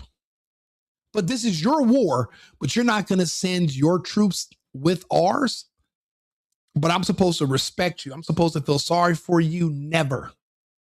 Never. And there's not one conservative, red-blooded American that says, you know what? They started a war. They're asking us to send troops in, but they won't send their troops. That makes sense to me. There's not one. I don't care if you're black, straight, gay, none of us. Even though we don't, we see the country completely different. Nobody's going to say, yeah, that makes sense to them. They start a war. We get their back. And then they fall back when we start fighting and say, no, we're not going to send anybody. You guys send all your people. The hell we will. They can't. How can you be considered our greatest ally if you won't even send your troops in with ours for a fight that you picked? Now, NATO said they're not sending troops. The British aren't sending a soul. Neither will the French. Neither will the Spaniards. Neither will the Germans. Nobody's sending anyone into Iran. Well, then why are we in NATO? Okay, that's a good question. NATO should have dissolved when the Soviet Union dissolved. The North Atlantic Treaty Organization was only formed to counter the Soviet Union. The Soviets fell in 1990. Why do you think Epstein bought that ranch in 93 and recruited all the Manhattan Project scientists. They had no more work. The nuclear threat was over. That was it. There is no need for NATO anymore. There is no more Soviet Union.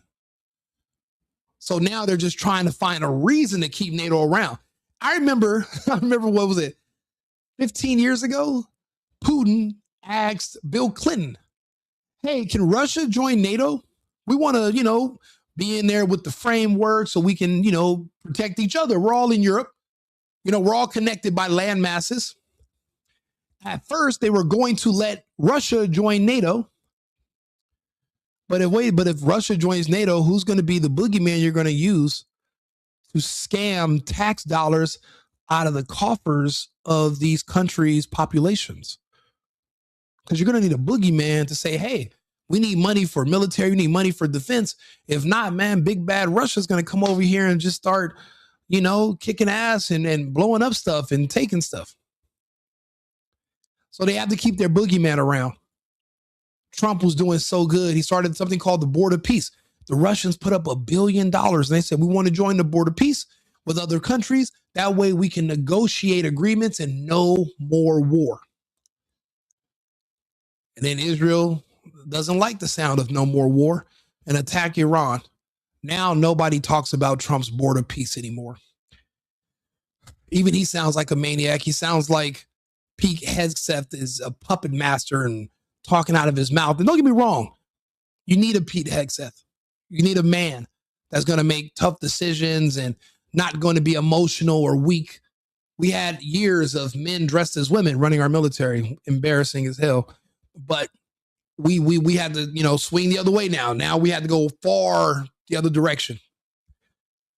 But if the rhetoric he's feeding Trump, if that's contaminating Trump's mind and pushing him to the point of making these ridiculous decisions and these far out nonsensical threats, then we need to put a buffer in there.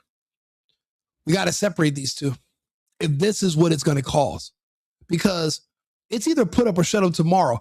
If we wake up Friday and there's still 93 million people in Iran, then that means all their threats were empty. We're a joke, and we definitely wouldn't be able to handle China, and we don't stand a snowball's chance in hell against the Russians. Again, they have Wagner and they had Prigozhin. We have no such people here in the United States training our forces. Alan Richter's he's an actor. He's not really a Spartan. He was in War Machine, but he doesn't really do that. These are the Russians actually have real human men that are actual people who are they're basing these movies off of actual soldiers, real, no exaggeration, real people. We're not prepared to fight people like that. Our soldiers don't even have kids anymore or wives to protect. So a completely separate category of man. Big difference nowadays. Again, we can't let Trump write any more checks that our asses can't cash. We just can't do it. And you look at him, he has the pen, he's stroking away. It's all BS, but I hate all this bluffing and poker. This is ridiculous. The United States actions in this I do, war. because And God have is you thought good, because God is good, and God wants to see people taken care of. God doesn't like what's happening. I don't like what's happening. Everyone says, I don't enjoy this. I don't enjoy. NATO's a paper tiger. NATO is us. And when we needed them, but we didn't need them, by the way. We didn't need them, obviously, because they haven't. You can't say when we needed them, but we didn't need Trump. My God. That's the thing. He's not a good politician, and he's a really bad diplomat because he's just a guy. He's a business person. He's not trying to figure out how to get along with everybody. He's just, speaking from the hip. But the problem is when you start saying too much of the wrong stuff, you scare people. If we try to attack Iran tomorrow, they're going to hit Europe. Their missiles can hit the UK, France, Germany. Why do you think these other countries said, hell no, we're not? You can't launch from our bases against Iran, because then we're going to be a party to the war. Why do you think Hungary, Poland, Lithuania, all these countries that border the Ukraine, why do you think not one drone was ever sent from their air bases towards the Russians? Why do you think no attacks in the Ukraine were launched from those surrounding countries' air bases against the Russians? Because the Russians made it clear, one launch from your bases, you are now a party to the war and you're involved. We're going to hit you. The Iranians let the Americans, these GCC countries, those Gulf countries, whatever, they allowed the Americans to launch from their bases, and Iran smacked and hit them all. Bahrain, our bases. To tell you the truth, there could be 1,000 or there's probably 1,000 or more American military men dead. But they're not counting them for this war. They're being sent to other countries saying they have some kind of brain injury, but they're not reporting the dead. They don't want you to panic.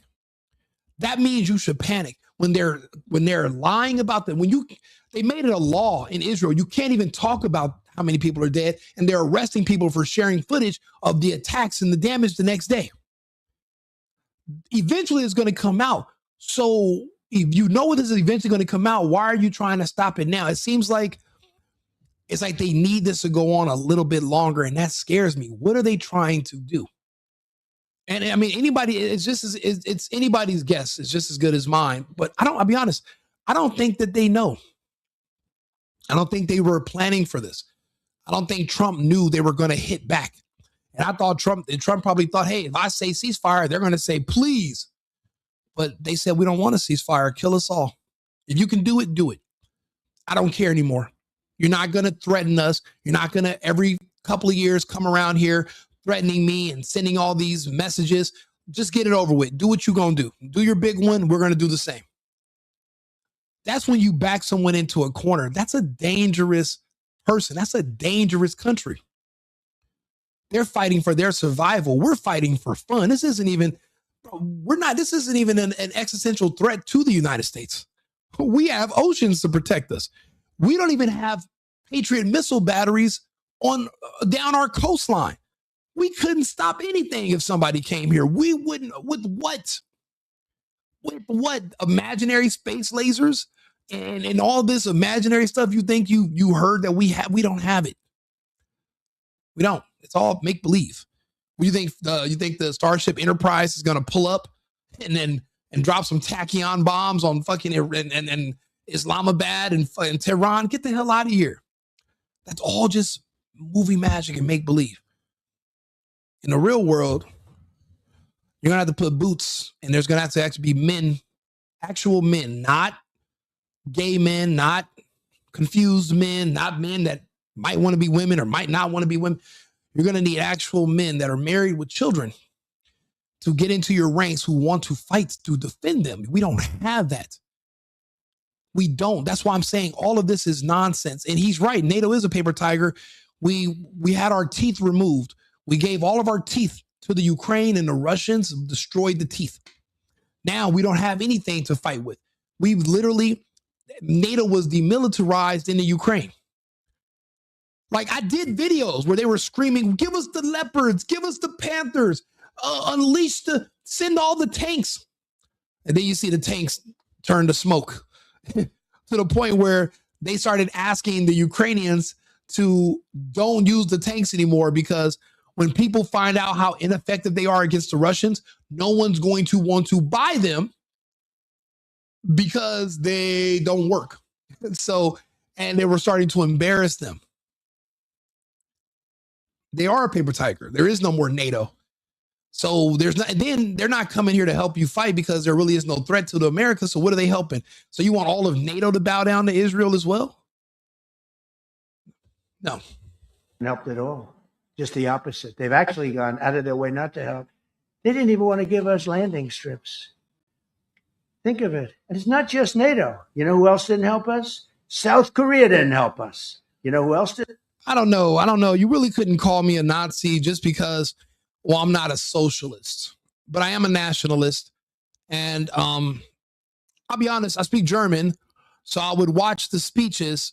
I agree with, well, there's pretty much not much I disagreed with. I believe in protecting the homeland. I believe in protecting families. I believe in men working and building our society. I do believe in morality.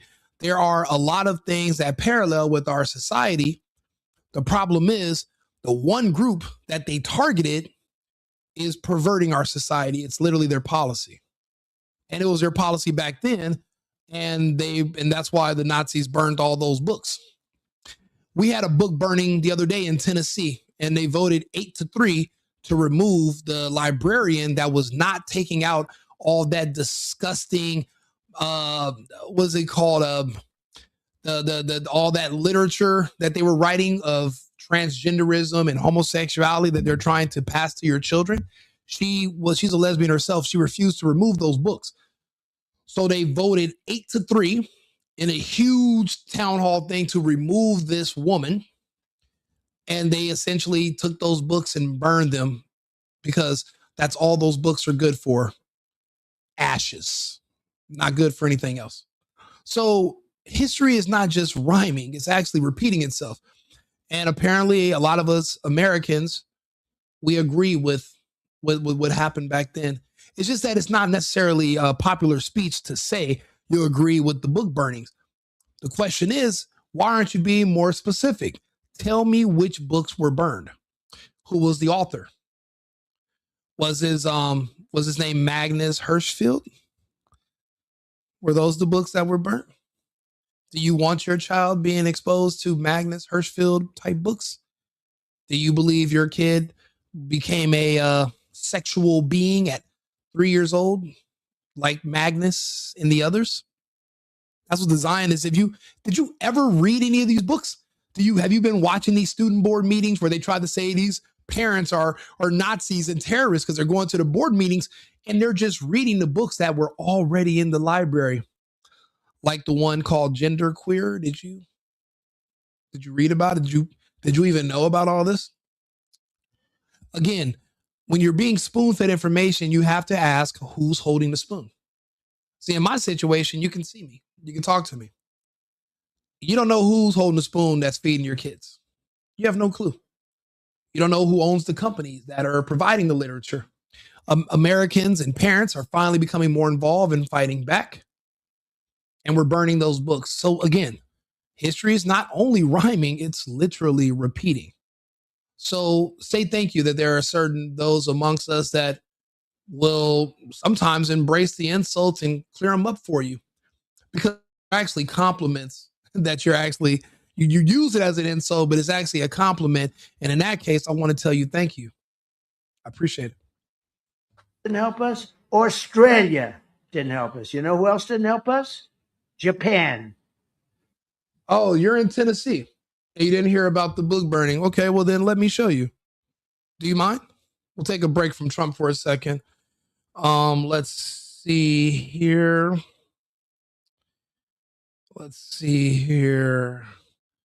The teachers. Let's see here.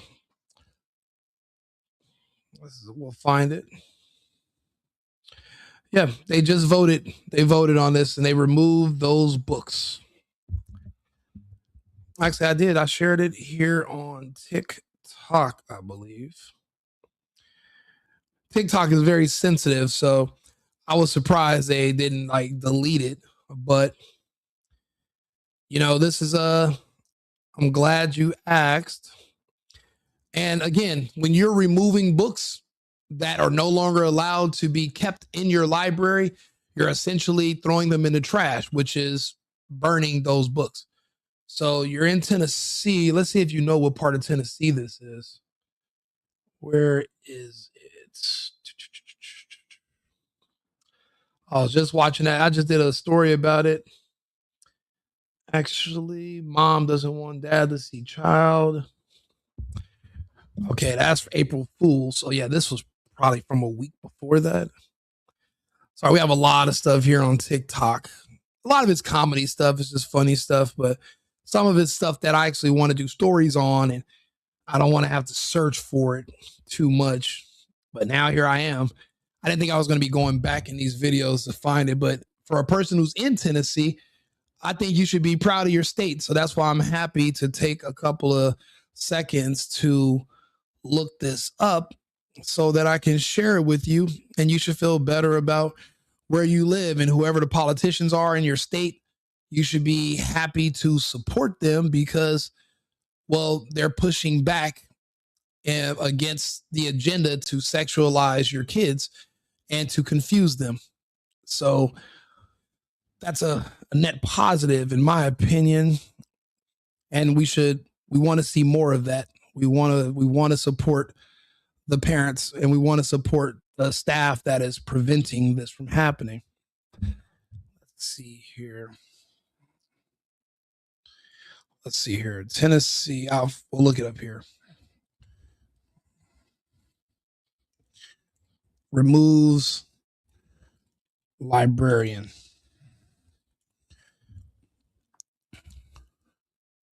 Here we go. Breaking tonight, a wild scene. Now, this is Rutherford County, Tennessee. Breaking, the Rutherford County Library. So this is March 31st, a few days ago. In Tennessee, voted 8-3 in favor of firing library director Luann James after she refused to move over 100 books, including LGBTQP and DEI books, from the children's section to the adult section. That's all they wanted her to do, was remove books that were about the, gay stuff, transgenderism, homosexuality. She insisted that they stay in the children's section, but instead of moving them to the adult section. And she lost her job because of that, and they had to vote her out. And she had supporters there. There are evil people in this country who want to sexualize your kids. You don't know it, but now you do. Subscribe to my channel. I'll keep you up to date. Like the video and you'll keep hearing about this topic. But this is in Rutherford, Tennessee, Rutherford County. And unhinged supporter of James screamed and shouted like lunatics during the meeting. They're just angry that they can't push gay groomer porn books on kids anymore. And that's exactly what they were doing, pushing gay groomer porn on children. Books that have illustrations of sex and sex acts, because it's like drawings of it, they were able to sneak it into the children's book section of your schools.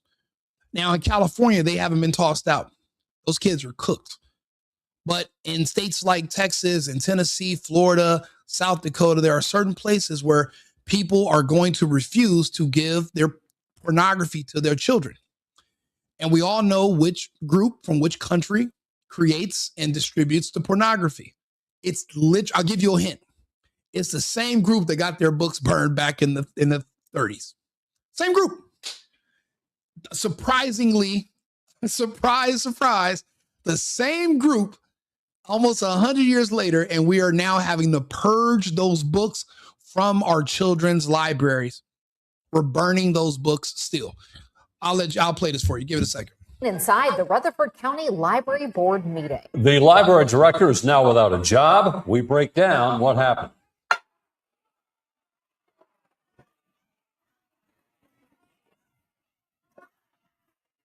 Chaos and commotion. Now look at the woman. She's a lesbian. Like I tell people, there's a war. It's between countries that have pride parades versus countries that don't. Meaning, there is a war between people who protect kids and who actually give birth to kids and make kids versus people who cannot have kids, who are gay, who want your kid. It's a war between, it's not even about race, it's not about countries. It's about people who want kids versus people who want to protect our kids. It's it. All this other stuff is it's basically proxy wars. But it all comes down to people who they want your kids. They want them. They want them. The same way if you watch stories of wars 1,000 years ago where men fought battles over women. A man will want another man's queen and they would bring an entire army to storm a castle, and thousands of people would die over one woman. The way men are motivated to love and be with women, there are people in our society here in the United States that share that same motivation, but they're sick, and they share that same desire and attraction for children, for kids. They call themselves MAPs, minor attracted persons. They're literally trying to get their sexuality to be covered and protected by the LGBTQP. That's what the P stands for. They want it to be seen as a sexuality and not criminalized anymore. They want it to be decriminalized. The push is happening as we speak. This is us pushing back. Did you know this? Now you know this. Are you going to tell somebody? Are you going to? Now, I've been clear about how this is going. I'm able to explain this in English clear as day. Are you going to be able to explain to others what you're learning here today? You should, because just like you didn't know, maybe they don't know. There's a war going on for your kids right now. The war in Iran is for kids. The war in Russia, they want your kids. People who go to pride parades, they want your kids. So they need you to have pride parades so your kids will join them because they can't have kids. It's simple. Why do you think they're already talking about reversing gay marriage? It went from we just want to get married and love each other to we want to be able to have sex with your kids without being put on a sex offender list. That's a jump in less than 15 years. But it seems like maybe one of those decisions might have been unnecessary. It might have not. What was that for? No. We need morality laws. We have to preserve humanity. Without those, our nation's falling apart. If only some of you understood what it was like to be a man.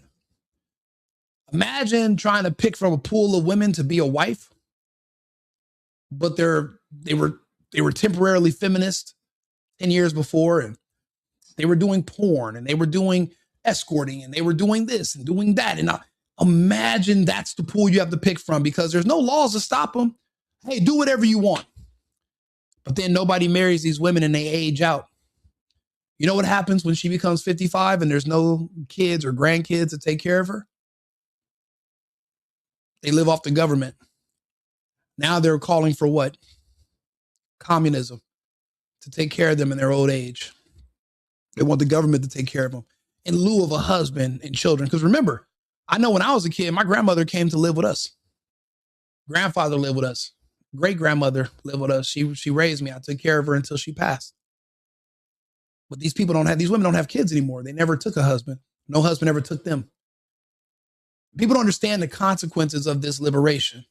Humans were made to live a certain way. Trying to reinvent the wheel the last 20 years is the equivalent of us saying, hey, we found something that's better than water that we can use for the grass. It's called Gatorade. Yeah, electrolytes. And the television told me it's superior to water. So when I'm thirsty, I drink Gatorade. And when we need to water the grass, let's just use Gatorade.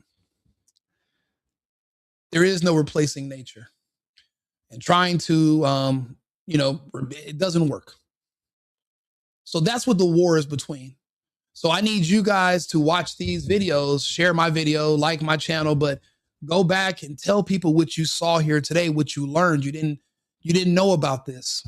But this is happening right there in Tennessee where you live. So I'm talking directly to you, Louise. I appreciate you being here. I'm going to go back and we're going to play it through without me talking about that. Because I'm long-winded sometimes, okay? Breaking tonight, a wild scene inside the Rutherford County Library Board meeting. The library director is now without a job. We break down what happened.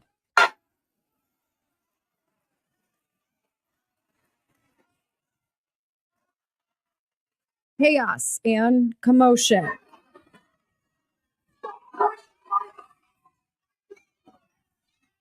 The decision followed a tense and at times heated meeting, with board members openly clashing over policy and how library material should be classified. Why did you totally decide what we were going to discuss tonight in terms of new council when that's not your job? As a board, you're there to lead this board, not to tell house. At the center of it all, whether 190 books belonged in the children's section or should be moved to adult shelves. The board recently ruled the books had to be moved, but the library director refused. Supporters of the director argue libraries should protect access and leave decisions to professional staff. And now she is refusing to comply with the board's most recent order because it violates patrons' First Amendment rights. She is so dedicated to the Constitution and the freedom to read that she's willing to lose her job over it. That's and you know what we call that, ladies and gentlemen? That's when you call someone using your goodwill. They're using it against you. She's saying, oh, it's her First Amendment right. So now they're beating us over the head with our right of free speech to justify giving pornography to kids. Gay people are pushing to give pornography to kids. People, women with no children and no husband, no man, women with no children and no husband, with their short haircuts and their different color hair, their blue, their purple, pink hair, showing up and getting jobs throughout our education system.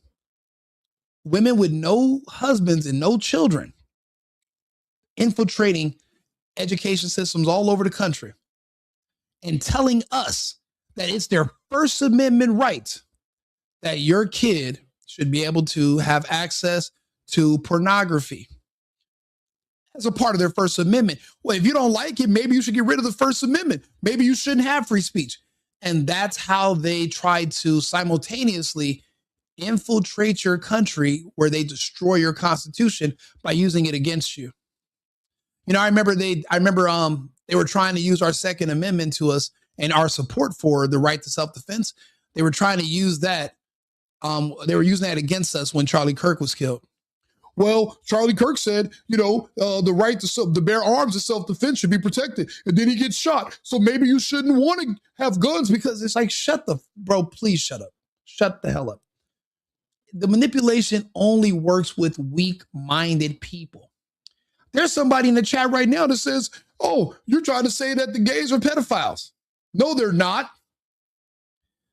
Yeah, we're literally watching gay politicians and Americans every single day being arrested for crimes against children. Literally. The drag queens you guys love so much, arrested for crimes against kids.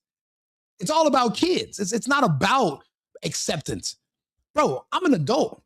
If there's a man who wants to dress up as a unicorn and stick his wee-wee in a toaster, I wouldn't give a shit. I don't care what you do with yourself. That's you. My issue is now you take it as a personal goal to want to talk to and influence children. I can't allow that. I can't say that's okay. So now we're enemies. That's how it goes. There's no men who are normal, regular, red-blooded men like myself that are going to say, you want to have sexual access to kids, and I'm okay with it because, you know, freedom of speech, freedom of this and this, and, you know, I should respect your sexuality.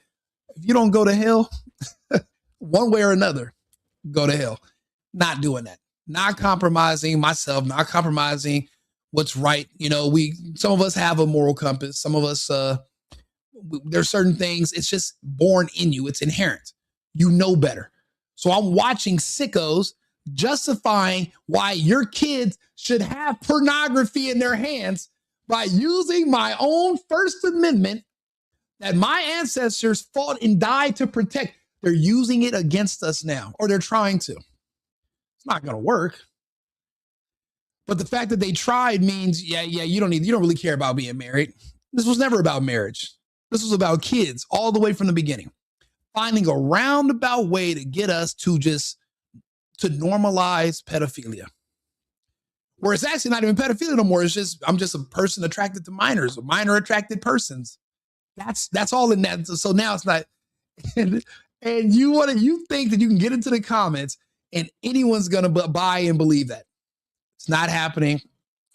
Didn't happen in Tennessee. This is us burning those books. Burnt to a crisp. Put those books in an air fryer We'll use them to heat our homes in the winter. Those books have no business in the hands of children. They never did.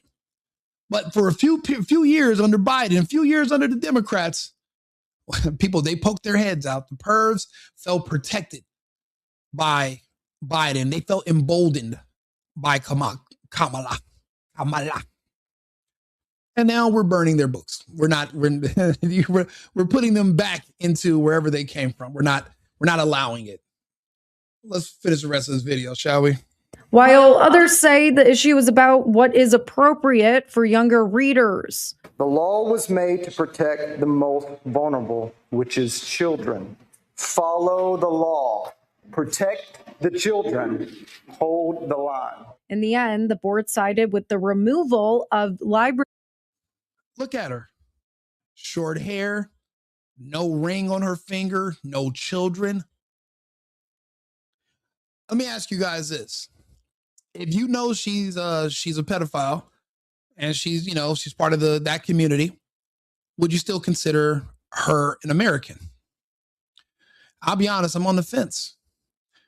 I think that certain people with their beliefs are anti-American because they're anti-human. They go against what we stand for, and that's illegal. So when people commit crimes against children, they're criminals. Criminals have their rights removed from them and they're locked in prison. Are prisoners American? They can't vote. They're removed from society. So in my opinion, I'll be honest, some people don't want to live within the framework of our laws and our society. So what do you do with them? You just throw them in prison forever? She might like prison. Women everywhere. A 24/7 Sex in the City. Okay, like, is that really even a punishment? These are people that wanted to hurt your kids. Do you guys ever look at the shows or the documentaries on kids who are abused or hurt or sexualized when they're young and groomed? Do you see the path they end on? Do you see how they end up and the things that happen to them in the future? Exposing kids to all this sex stuff too young, do you know what it does to them? Confusing them about their sexuality, about their gender. Do you know what age they start self-deleting when they realize, especially for boys? See, when you're a girl, you can kind of live with certain things, but when you're a boy and you eventually become a man, but you were manipulated as a child into thinking that you were on the other side, and there's certain things you have to live with, and these boys have nightmares and they can't sleep and they want to have a family and children, but there's all this shame and guilt from the things that they did happen to them in their past. A lot of them they call them survivors of the Catholic Church and in the Boy Scouts. There was a lot of scandals, and we see the trajectory, and a lot of these boys can't live with themselves after. That's why I tell people that whole agenda is the depopulation agenda. It gets you to depopulate yourself because you can't live with yourself. The guilt, the shame. I have no respect or I have no love for these people. I don't see them, these people that harm kids. I see them. I don't even know. That's how low. And they know what they're doing. That's why bring the drag queens into your kids' preschool, and they don't want your kids to tell their parents what they did at school today. And they pass these laws where, now you can have conversations with the kids and they don't have to disclose to the parents what secret conversations these teachers are talking to them about. And then the counselors are also from the same community she's from. The counselors are covering for the teacher. And then the principal has colored short hair and she's covering for the counselor and the principal. And everyone's just keeping a secret. And you don't even know that something happened to your daughter 3 weeks ago in a locker room with a boy dressed as a girl. I think that also happened in Tennessee as well, if I'm not mistaken. But I'm just making all this up when there's literally case studies and news stories every single day. And you think Iran is in a hurry to have to deal with these problems too, on top of whatever issues they already have? a degrading society being influenced by Mossad and the West. You want to compound these issues on top of those that they already have to deal with on a daily basis. And you think they're in a hurry to open up their society so they can deal with the degrading, horrible parts of our society that embarrass us as Americans to admit that we have to deal with? Most people thought we already dealt with all these. We didn't. It's out of control.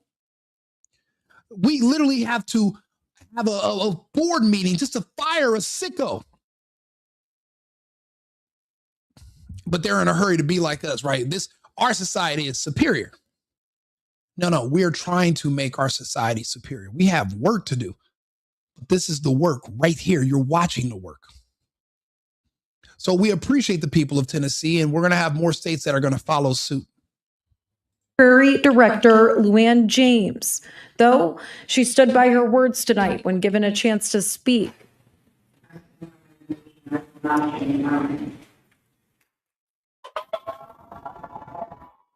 Now the director is out. The future of those books remains unclear, and this debate over access policy and control is far from over. I'll send it back to you two. So again, no, I didn't mean to make it a big deal, but like there's stories like this happening all over the country. These are victories that are happening, but it's on a local level. Right now, I'm trying to decide. I'll be honest with you, the presidency is not as important as who's over your local school board, who's your local mayor, who's your governor. Like there's local things that are far more important than who the president is. You're going to have to live in your city. You're going to have to live in your town. Your kids are going to have to go to the school. You're going to need to be able to individually control what they're exposed to until they're old enough to have enough discernment to figure it out for themselves. We cannot let our kids be sacrificed to sickos because we want to be inclusive. How inclusive do you want to be? How far will you go? How much virtue signaling will you do to show these people that you respect their decision? Will you sacrifice your child to them? If the answer is no, then we can be friends. But if you're willing to sacrifice your kids to them, then the talking stage for us is over. And I draw the line there. That's where my lines are drawn. And depending on where you are in this chat, you're going to be on one side of that line or the other. That's why I said all these wars, everything we're dealing with in society, it comes down to this one line right here. There's a whole thing called gays against groomers because there's a section of gays that are the minority that understand their entire basis is all about grooming kids into their ranks. That's what all these wars are about. That's what all this is about. So you're going to have to pick a side. I picked my side. Publicly picked a side. Some people will join me. Some people will not. It's up to them. Somebody brought up something about African Americans. I think what they, let me see if I can go back in the chat. Thank you. There are people who are now watching this.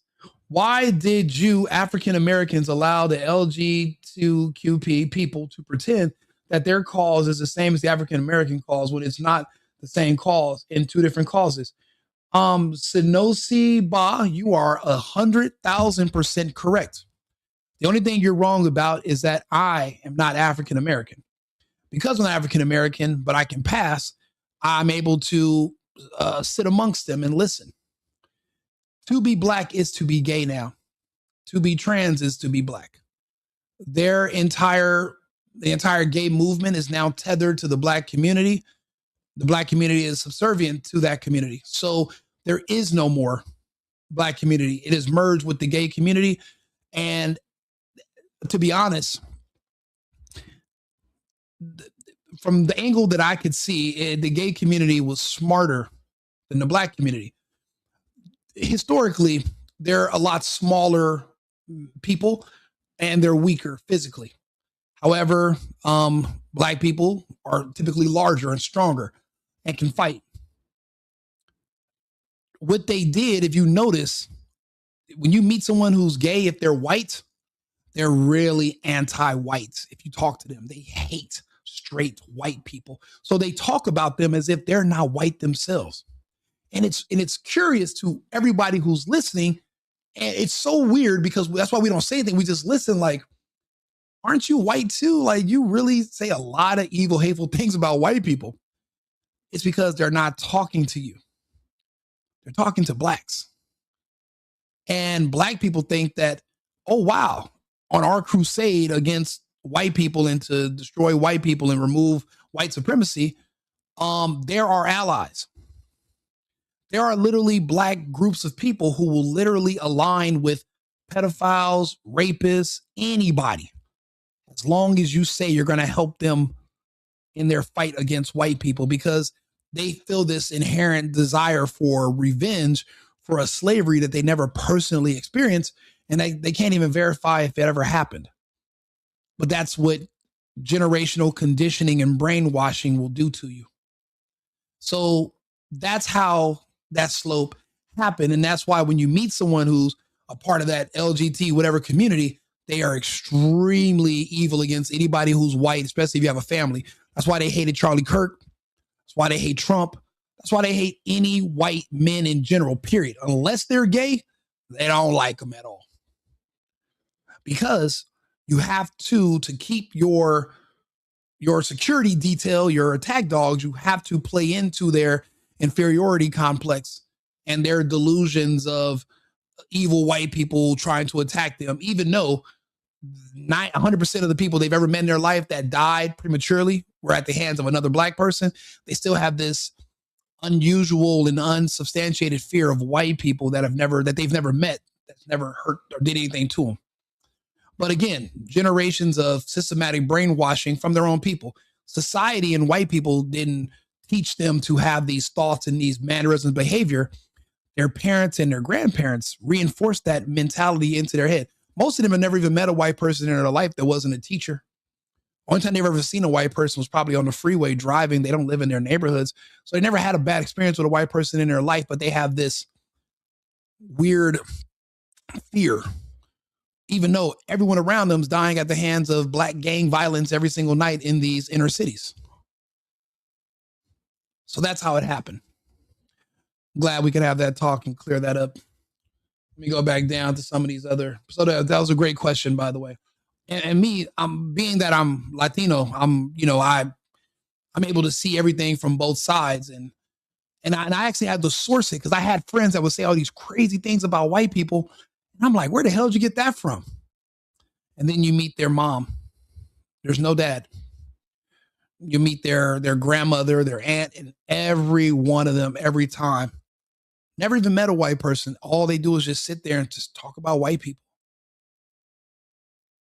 It's like this, it's the craziest thing in the world. That's why I said you have to actually meet them and you have to actually be able to sit around them where they're just comfortable talking.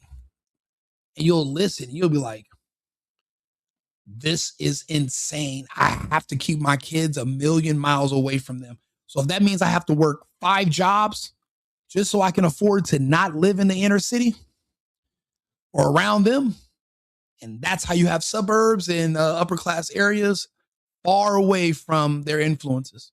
And that's why we have those. That's why they're necessary. They'll spread this discontent for white people, but it's also a discontent that they spread about the country, the Constitution, America in general, but they won't leave. They won't repatriate themselves to Ghana or to Nigeria, where there are no white people to worry about. Just people that look like you. You can be happy and flourish there. You won't have to worry about law. You don't got to worry about law enforcement. There's no ICE. There's no Trump. But they find every excuse to, well, no, I mean, I hate this place, but I'm going to stay. Like, what? Why not escape? I mean, if this country is really fascist, like last time I checked, fascist countries didn't have airports. Yeah, you're not allowed to leave fascism. You know, the people that live in the Gaza Strip, they can't leave and nobody can go in there. But America's open society. How are you both? You can't be both. You can't be fascist, but open. You're trapped. You're not trapped here. You can escape tomorrow. You can escape tonight. There's international flights leaving at 6 a.m. Start a GoFundMe, get your family and escape to Kenya, Zimbabwe, Madagascar, anywhere but here. Drop your American citizenship. You don't have to worry about ever seeing a white soul again, but you won't. And that's why we have a war. That's why we have people here we're fighting. So, but think about it. Even they will literally go along with pressing and giving pornography to kids, their own kids, if it meant that they were going to have another ally to help them fight in this imaginary war against white people. In their heads, they are fighting a war against white individuals and white society. In their mind, like but you have to talk to them. Yeah, you might know them, but you never had a conversation with them, because at any point in time, if you're not black, they can lean on victimhood and make you out to be the bad person. Me, because I blend in, the conversation is just going to stay with neither one of us can out victimize the other. And then you eventually get to the core of it. And you're not going to like what you find. So I shared it with you. Now you know the secrets. Now you know all the black secrets. Congratulations. I mean, it's all low IQ BS, but at least you know. The Nazis were not anti-black. There were no blacks. And so I don't know why you would keep bringing that up. And also, the Nazis are not as bad as the Zionists. It calls somebody a Nazi nowadays is a compliment. Calling someone a Zionist is the insult. So you're really just complimenting me every time you say that. And just like the other ones from your background, you won't leave. Just like you won't leave and go to Nigeria, you won't leave my chat and go to a chat for BET or Roland Martin or Jesse, I don't know, whoever famous political black person that's going to tell you how much of a victim you are and how evil white people are. You can literally go and join one of those chats. Y'all can, circle jerk, pat each other on the backs. It's just not here. But the same way you won't leave and go to Ghana, you won't leave this chat, but you're upset about everything I'm saying. Not because I'm lying, but because I'm true. Because I'm telling the truth. And the reason I'm not lying is because I'm literally explaining to you like my rationale, the beginning, the middle, the end, how I got to these points. I'm answering all your questions. Like you could say thank you. You don't have to resent me. But if you want to stay in America and you want to stay in my chat, you can do so. But don't make it seem like you don't like it. I know if I went to somebody's somebody's doing a video on YouTube right now and it was a man wearing lipstick with his nails done and he's in there saying the opposite of what I'm saying, I would literally just leave because gross. I don't want to see that. I don't agree with that. Why am I here? However, you should be able to treat me with that same discontent, right? And you would leave, but you're not, because there's a little piece of you on the inside that's resonating with the truth that I'm saying. So my word that you're hearing over your speakers, it's resonating with a piece of the truth that's in your heart. And you might think one thing, but there's something that's keeping you here, Maddie. You've been here for a while. And it's not like you're winning any arguments or anything in the chat. It's like you want me to hug you, and I'm hugging you with my words. I mean, I want you to snap out of it. I just don't think you can, but I wish you could. It's a different world when you stop thinking that you're a victim and you're less than. If you can conquer that inferiority complex, even your cereal will taste better in the morning when you eat tomorrow once you wake up. And I wish that for any of you guys. I wish the best for the black community, but that's not how it works. There's no genie that's going to grant wishes. MLK destroyed you guys. He was also a communist. Told you to depend on the state to solve your problems and stop being so independent and stop being Republican and let the state, because the state owes you. The state owes you. MLK is who taught you guys that. MLK destroyed you for generations. And your grandparents perpetuated it, and they gave it to you. They ruined you. That's why there's so many issues with you guys integrating with society. You can't. That's why all of society is trying to figure out how to legally prevent you guys from following them when they run away from these cities. I know it because I'm society. And we need laws to keep you guys where you are, because if you follow us, well, then that defeats the purpose of us leaving our prime real estate homes in these inner cities close to the airports. We have to move far as hell away because, well, you guys are there. You're dangerous. I don't know. Somebody stop me. If I'm wrong, if nobody understands what I'm saying, if I'm incorrect, please stop me. Tell me in the chat. Tell me where I'm wrong. Tell me I'm just making this all up. Figment in my imagination. Please, anybody. And listen, if the what they say to OJ, if the glove don't fit, you must acquit, right? So if the shoe doesn't fit, why are you forcing it on? Like if it don't apply, let it fly. Like if this doesn't apply to you, then why are you taking it personal? I don't know you. I mean, listen, if nobody listen, it's crazy. I wouldn't have an audience if what I was saying was that wrong, because nobody would want to hear a bunch of nonsense. But there is sense here, which is why people listen, while we're having these conversations. Like I wouldn't waste my time talking to somebody who was just saying a bunch of nonsense. And the problem is, even admitting that you understand what I'm saying is something that, depending on your racial background, could have been a death sentence 5 years ago. They're going to call you a racist. They're going to call you this. They're going to call you that, just because you're being honest about your brain picked up a behavioral pattern amongst groups. And now you're being crucified for noticing. So be it. It's getting kind of cold out here. Crucify me. It's a little warm. Go ahead and burn me at the stake. What is it? The Salem witch trials? You want me to just say what you want to hear? This is the speech that needs protecting. The speech that somebody who's gay or black is going to call abhorrent. This is what needs to be protected, not the speech that everybody wants to hear. If I got on here and said, oh man, gays and blacks have historically been discriminated against, they're victims because everybody else is evil, and just making up stuff about them. There's no pattern. There's nothing. They're not criminals. There's not hurting kids. They're just the best of the best. And we're just making up stuff because of their physical attributes. Sure. If that's what you want to believe, you go for it. But you're going to be on that island alone.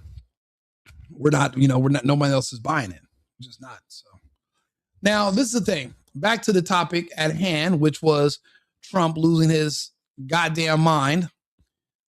There are other people who have noticed, and that is someone like myself, like Alex Jones. Now, Alex Jones, I'll be honest, is he's like the main person that introduced me to Trump.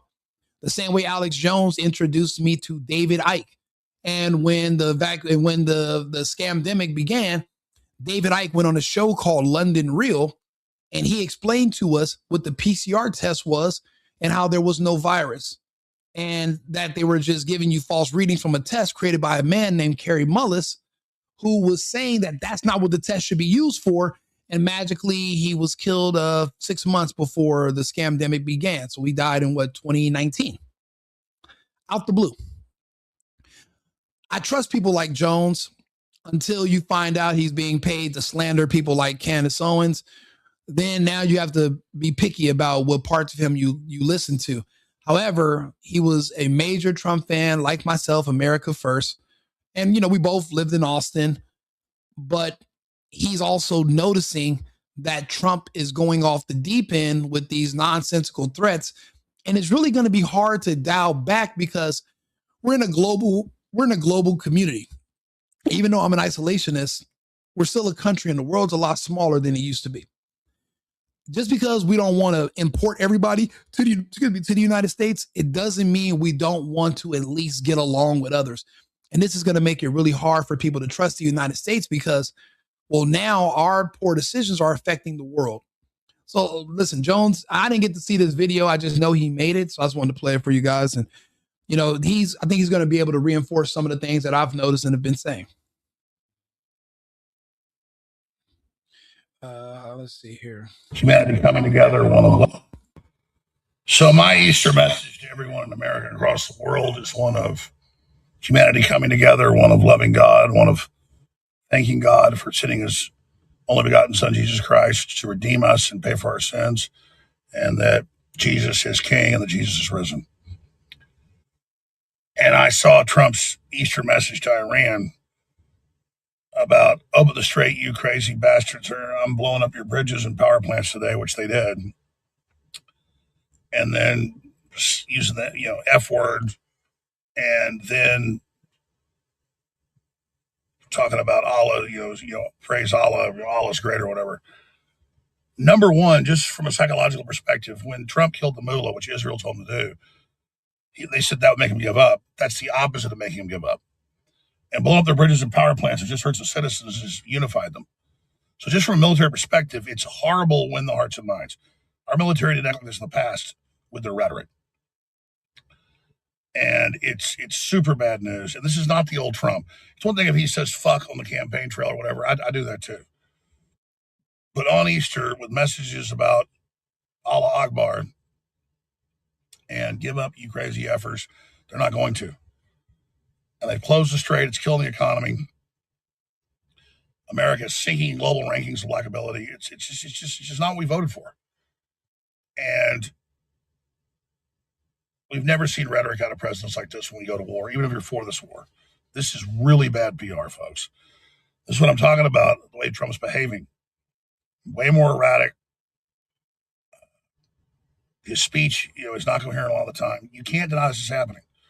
So yesterday I gave you the good news that he didn't fire Tulsi Gabbard and that he's looking to put Ed Martin in. That doesn't mean I back what Trump's doing. I'm trying to salvage something and before the midterms and just, hope that we can get Trump to pull out of this war. So I'm trying to. Jones is absolutely correct.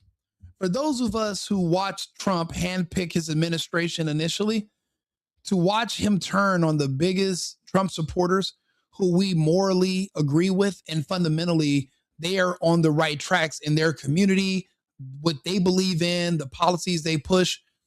We have now watched Trump turn against them because they won't go along with him with his bullshit of Israel. It's all the people he hates the most are those who are saying, hey, we have to decouple ourselves from Israel. They're not saying anything else. They're just saying this country has a disproportionate influence over our politics, our policies, and our arsenal.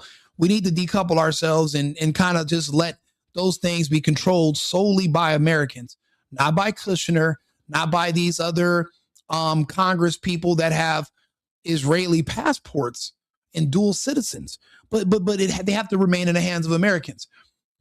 Magically, Trump literally turns against the people in his administration that literally helped get him there, his allies that brought there. Because remember, when Trump was running, so was Tulsi Gabbard, so was RFK Jr. These were all people that were running for president. They all had their own separate following. The reason he was able to bring all their following together is because he brought them on into his administration. We're barely over a year in, and now here he is trying to can the people that brought over voters for him. Why? Because of Israel? Because you want access to the looking glass bullshit? I mean, it's not bullshit, but is it that important that you'll stab your own Americans in the back? I mean, and then what if it's not the greater good? What if they told him that they saw something about his own mortality and this is going to be the way to avoid it? And instead of doing what's best for America, he's just trying to save his own ass. I mean, think about it. When you live to be as old as him, a lot of those people, they're scared to death. They've been on earth for too long. All they know how to do is live. And they're trying to save themselves because I can't make any other excuses for all the strange things Trump's doing. And Alex Jones is right. His suits are not even fitting him anymore. He's belligerent. It sounds like when he's talking, he's like not the same guy. What can have him this flustered? A man who's very calculated, funny, great with crowds. He would do speeches that would last hours. And now he's like stumbling through these press conferences. He's contradicting himself because it's like he's making this up on the fly. Like it's not even like it's like it's not even him. He's basically saying what someone else wants him to say. Is that what you want in a president? Do you want a person who can speak for themselves, or do you want someone that's controlled? We couldn't stand Biden. He never did interviews, and he wasn't the one making the policies. He had no idea what was going on at all. Kamala, we didn't see her for like 3 years. Have no idea what she was doing in the meantime. Pushing abortion and pushing vaccines, magical vaccines that gave you all cancer. And you guys still think that's a better choice than Trump because you're suicidal. You need help. But I appreciate the fact that Alex Jones has to admit this. It's not easy for me to admit this. I have a following. I have people in my personal circle that I was able to talk to about Trump. But it wasn't hard to sell Trump, because when I asked them why they want to vote for Kamala, and they said because I think she's black. That anybody that's slow or their IQ is that low, it doesn't really take much to impress them. I could have just literally bought them went to a toy store, bought them a toy monkey that, has the symbols, and it's like it dances, and then put Trump on it. They would and they would have voted for Trump because of that. Simple people, very simple. But for those of us who actually have to think and process data, it's not that simple. And now we have to think about the consequences of our decision. Don't get me wrong, it's still a net positive. It's better than it would have been under Kamala. But Jesus Christ. But I'll be honest with you, I'd rather us be in a conflict with Iran, because Kamala would add us in a conflict directly with the Russians. And that we wouldn't even be having this conversation right now. So be honest, this is still a net positive, but in my opinion, we can still do better, and we will do better. But we just have to get Trump back on board, or I don't know. We can't really replace him. We got 3 more years of this, but we can't survive another 3 years. They're saying the 25th Amendment because it seems like his mental capacity is changing, but it's not that. He's being controlled by the country that's been controlling our country for years. We invaded Afghanistan for Israel. We invaded Iraq for Israel. We invaded Syria for Israel. We invaded Libya. We killed Gaddafi for Israel. So he's not behaving any different than these other people, but Jesus, at least with Trump, there's a chance we can get him to course correct. There is a possibility, but not if he's going to war with those in this administration that made us support him, that talked to us about him. Even they're shocked. Marjorie Taylor Greene, my all-time favorite politician ever, MTG. Massey's number 2. And I was a really big Ron Paul fan and Rand Paul, but they let you down. I mean, Bernie let us all down. And then these politicians are just like, they're actors. It's going to come down to actual Americans who don't want the jobs to do the jobs. Like, I could never imagine leaving my life in the private sector and getting into politics. That just seems like it would be hell. But I'd rather somebody who doesn't want the job have the job than somebody who's going out for the job because, well, why do they want the job so bad? Why are you spending millions of dollars to get a job that only pays $300,000 a year? Like, that doesn't make any sense. Obviously, there's other kickbacks or other incentives, Money shouldn't even be in politics, because now, look, that's how you get war. Let's see what else. But Alex is making some good points, in my opinion. Get as much public awakening to this and pressure as I can, but I don't have a lot of hope. MTG had a great post about it, and I posted her comment and Trump's post below this, but this is not a Christ-like Easter message. And I'm just really worried about Trump, President Trump. It's whether you voted for him or whether you... I'll be honest, I don't remember Trump paying any discrimination, anything, but you guys think everyone's discriminating against you. You guys think that police arresting you for shoplifting and murder is racism and discrimination. I can't take you seriously. None of you people. You guys are in my comments.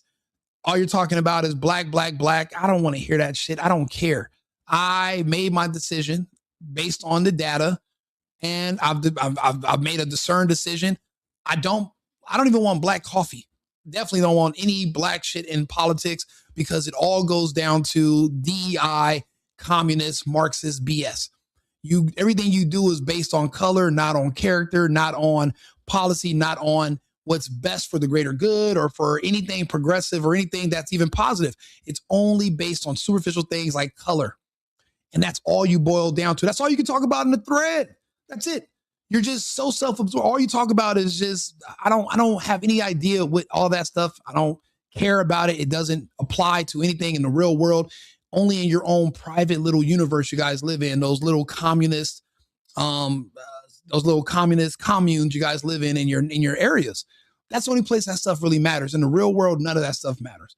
But we've noticed the pattern, so I ignore you. So I can't really So you guys can talk about that in the chat. I really can't even, there's really not much more to say. It's not going to change the needle anywhere. You guys think everything is discrimination. You think everything is racist. Matter of fact, I asked 100 black people one time. I said, name one person who's not black that you don't think is racist. Matter of fact, name a country that you don't think is racist. Name something that you don't think is racist. They couldn't name anything. There was always somebody black who thinks everything and anything is racist. There's nobody who you don't think is racist. There's nothing that you don't think is racist. There's no place on earth that you don't think is racist. So because of that, we have to just ignore you. Your battle is circular. There is no end to it. It's a mental, it's like a self-repeating delusion. And the rest of us can't live there with you. You know, I have expenses. I have work to do. I can't live in your delusion with you. And I wish I could waste a lot of time talking to you about it, but instead we have actual topics to talk about, like trying to figure out what we can do to stop Trump from taking us any further into this war. We didn't vote for him whether you love him or hate him. The world's in a major crisis. And I keep seeing people comment and say, oh, show me your facts that increased oil prices and lack of fertilizer increases inflation. It's baked into all the equations why the Federal Reserve are raising interest rates, which Trump's been fighting, and he should be. They're going to raise them. We were on the edge of bankruptcy, folks. We needed his plan to succeed. That's why I backed him so much. This derails that whole thing. That's why he's behind the scenes wanting to end the war, wanting to offer him, trying to act strong and tough up front for everybody. It's just not working. So this is a clown show, folks, and I'm really worried. I'm really, really worried about this. And we've got all never Trumpers. The Mark Levins that screw Trump, they hate Trump. You know, they're now driving the train, and it's just a disaster. This is not what Trump ran on. It's not what we voted for, and it's really scary. I mean, listen, no matter what too many people thinking he can do wrong or not, that doesn't matter. He's already in office. Your opinion of him doesn't matter. What we're trying to figure out is who can we put in position around him that can force him to course correct. We can't just give up. That's not how this works. You know, I have a country to live in. I live here. This is my home. I wish I could remain here full time. If things get too bad, luckily for me, I can go. I have another country to go to. You don't. So it's in your best interest to not let this collapse. Some of you guys want this to collapse because you're already at the bottom, and your jealousy of envy of people who have more than you is so strong that if they lose everything and can get to the bottom with you, well, then maybe they might not look down on you. And again, that comes from a very strong inferiority complex. And so you're hoping things fall. You're hoping they lose everything. I hope we don't. So that's why I'm trying to see what can we do, what measures can we take. First things first, you can't solve a problem that you're afraid to admit that you even have. This is an intervention for all of us. Again, these videos, you know, I'm live right now. Thousands of people are going to be watching this. This is like, you know, I get to see the analytics. I'm on 8 different platforms right now. You might only see people from your platform, but you don't see the rest of the comments and the rest of the people. But we are going to have to get away from these machines and go talk to the people around us and have these conversations. We have to have these conversations. This is step one. Not talking about it, going on with your day, pretending nothing is happening, that doesn't help. I tried that back in 2020. And then one day I tried to go to my favorite bar with my girlfriend, and they closed the door in front of me and they never reopened for 3.5 years. And I was completely unprepared for the scamdemic. I wasn't paying attention and I was caught with my pants down. But I got lucky. I was in a position to benefit highly from the scamdemic, unlike many others. I had the option to escape California when many people could not. I didn't have to do the vaccine passports. I didn't have to do the testing to go places. I didn't have to do any of that. I could afford to move to Arizona. And then when Arizona locked down, I moved to Vegas and lived at a casino. And when the casino started to get on my nerves about not wearing a mask when I wanted to gamble, I discovered a magical place called Houston in a land called Texas, where there were no lockdowns and no mandates, and they never even heard of any of the nonsense we were doing in California. I got lucky. A lot of people didn't. And a lot of my friends who couldn't leave California, they complied and they passed away already. I've lost so many. So I can talk to people about it. I'm experienced. I'm actually a lead researcher. The next video I'm doing is going to be explaining a correlation behind them wanting to block out the sun with those mirrors and the vaccine. The way I've correlated the vaccine with people passing away from excitement. It's a war weapon. I've been, I've been studying this, and I bring my research to the people, and people can confirm it for themselves. That's the best part about it. But again, the way you can be prepared for what's coming is by talking about it and having these conversations that a lot of people just give up and don't do. I sit on the internet and I watch people and I try to watch their videos. There's very few that are doing long form content like this, engaging with the audience, talking to people. They don't want to do it. But you guys think I'm doing this for you. I'm doing this for me. I want to talk to you. It's hard to meet people in the real world that can have these conversations in person. People are scared to talk. They're afraid of not looking smart or saying something dumb because a lot of people aren't versed. They're not prepared for conversations that are complex. Most people are very surface, very limited. There's not very much depth to them. They're simple people. We're villagers. So when I'm looking to have advanced conversations about geopolitics or anything like this, this is where you find your community. This is where your followers come from and people who subscribe to your channel. They listen to your words. They want to hear more. And then you guys speak and talk to each other. This is how you build community. Even those who are disagreeing with me, I'm glad you're here. You have a counter argument. But if it was that far off, you wouldn't be here at all. Because it's not like you're swaying anybody. The best thing for you to do would be present an argument, and then we would discuss it, and you would tell me your points, I tell you mine, and then it's up to the listeners, the viewers, up to the other people in the audience to decide whose side they're on or who they agree with. I'm not going to tell everybody, hey, if you notice, I'm not just blocking you guys. I'm not.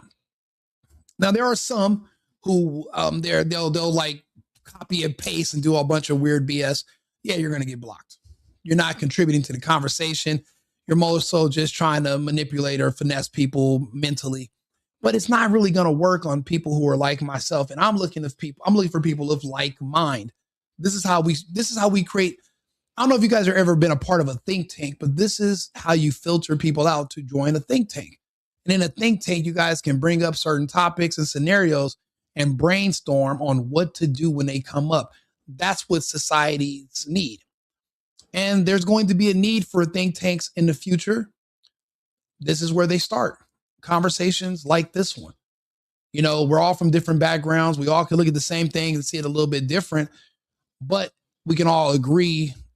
Well, for the most part, some of us can agree that at least we're still Americans.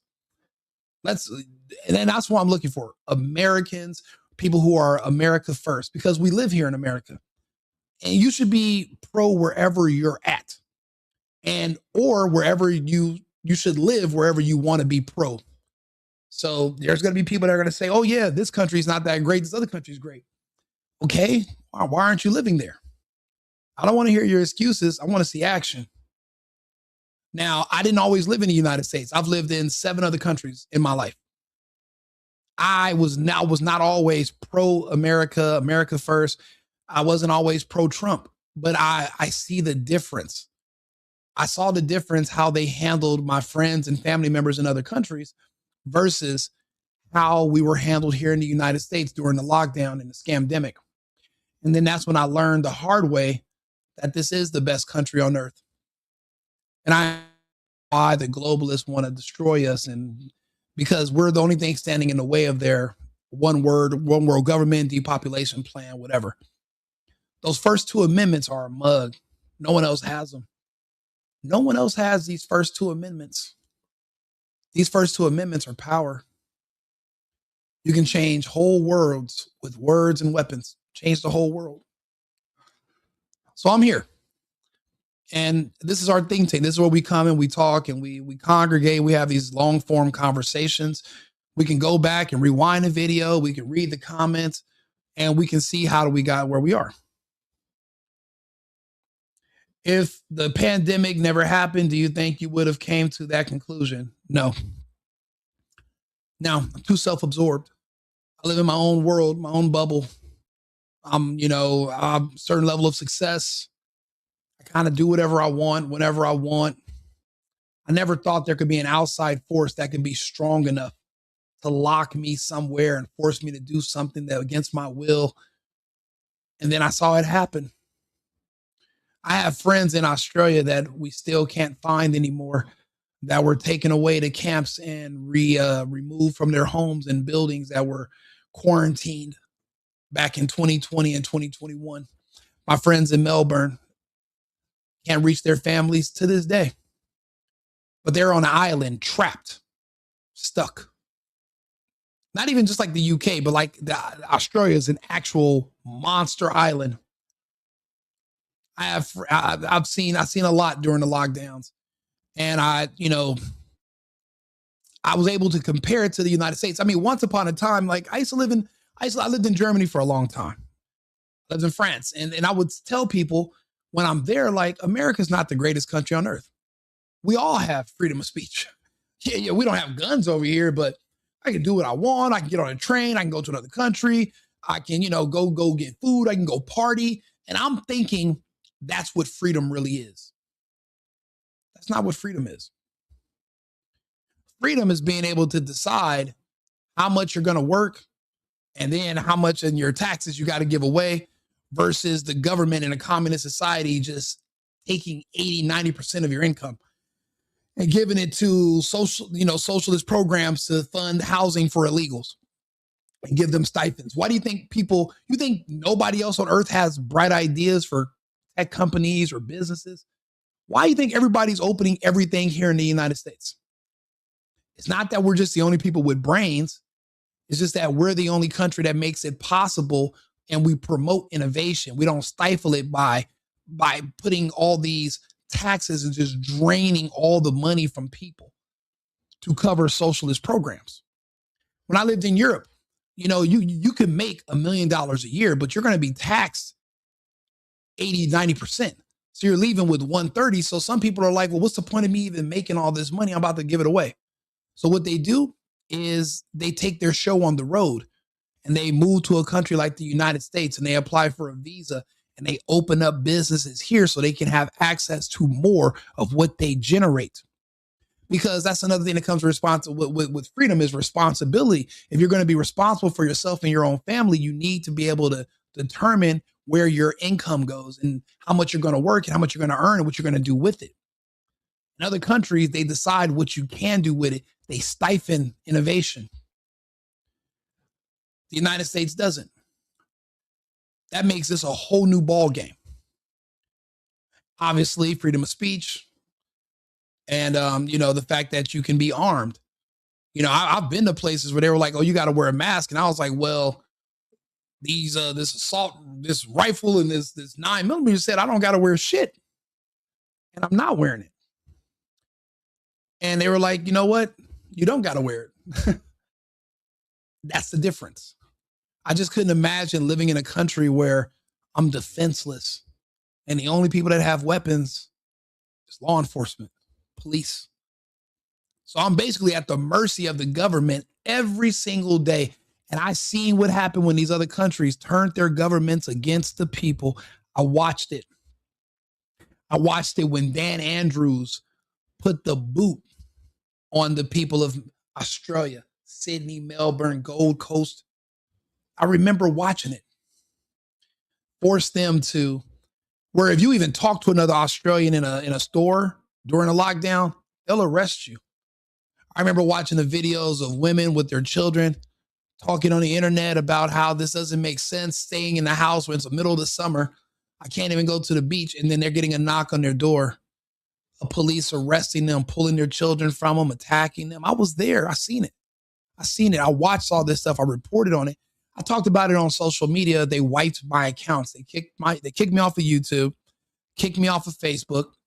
12 years of videos and family stuff. And then all of a sudden 2020 hit.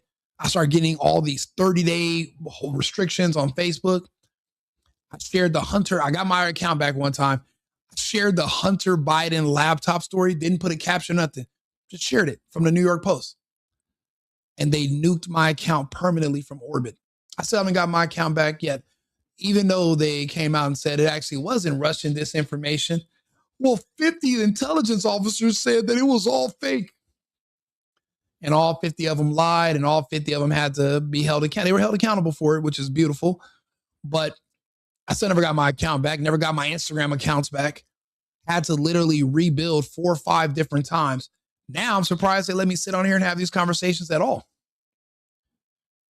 But if they'll let Jackson Hinkle, and he's an interesting guy. I mean, I think his content's great. He's just on the opposite side of the spectrum when it comes to the United States. But we're noticing some of our points are paralleling.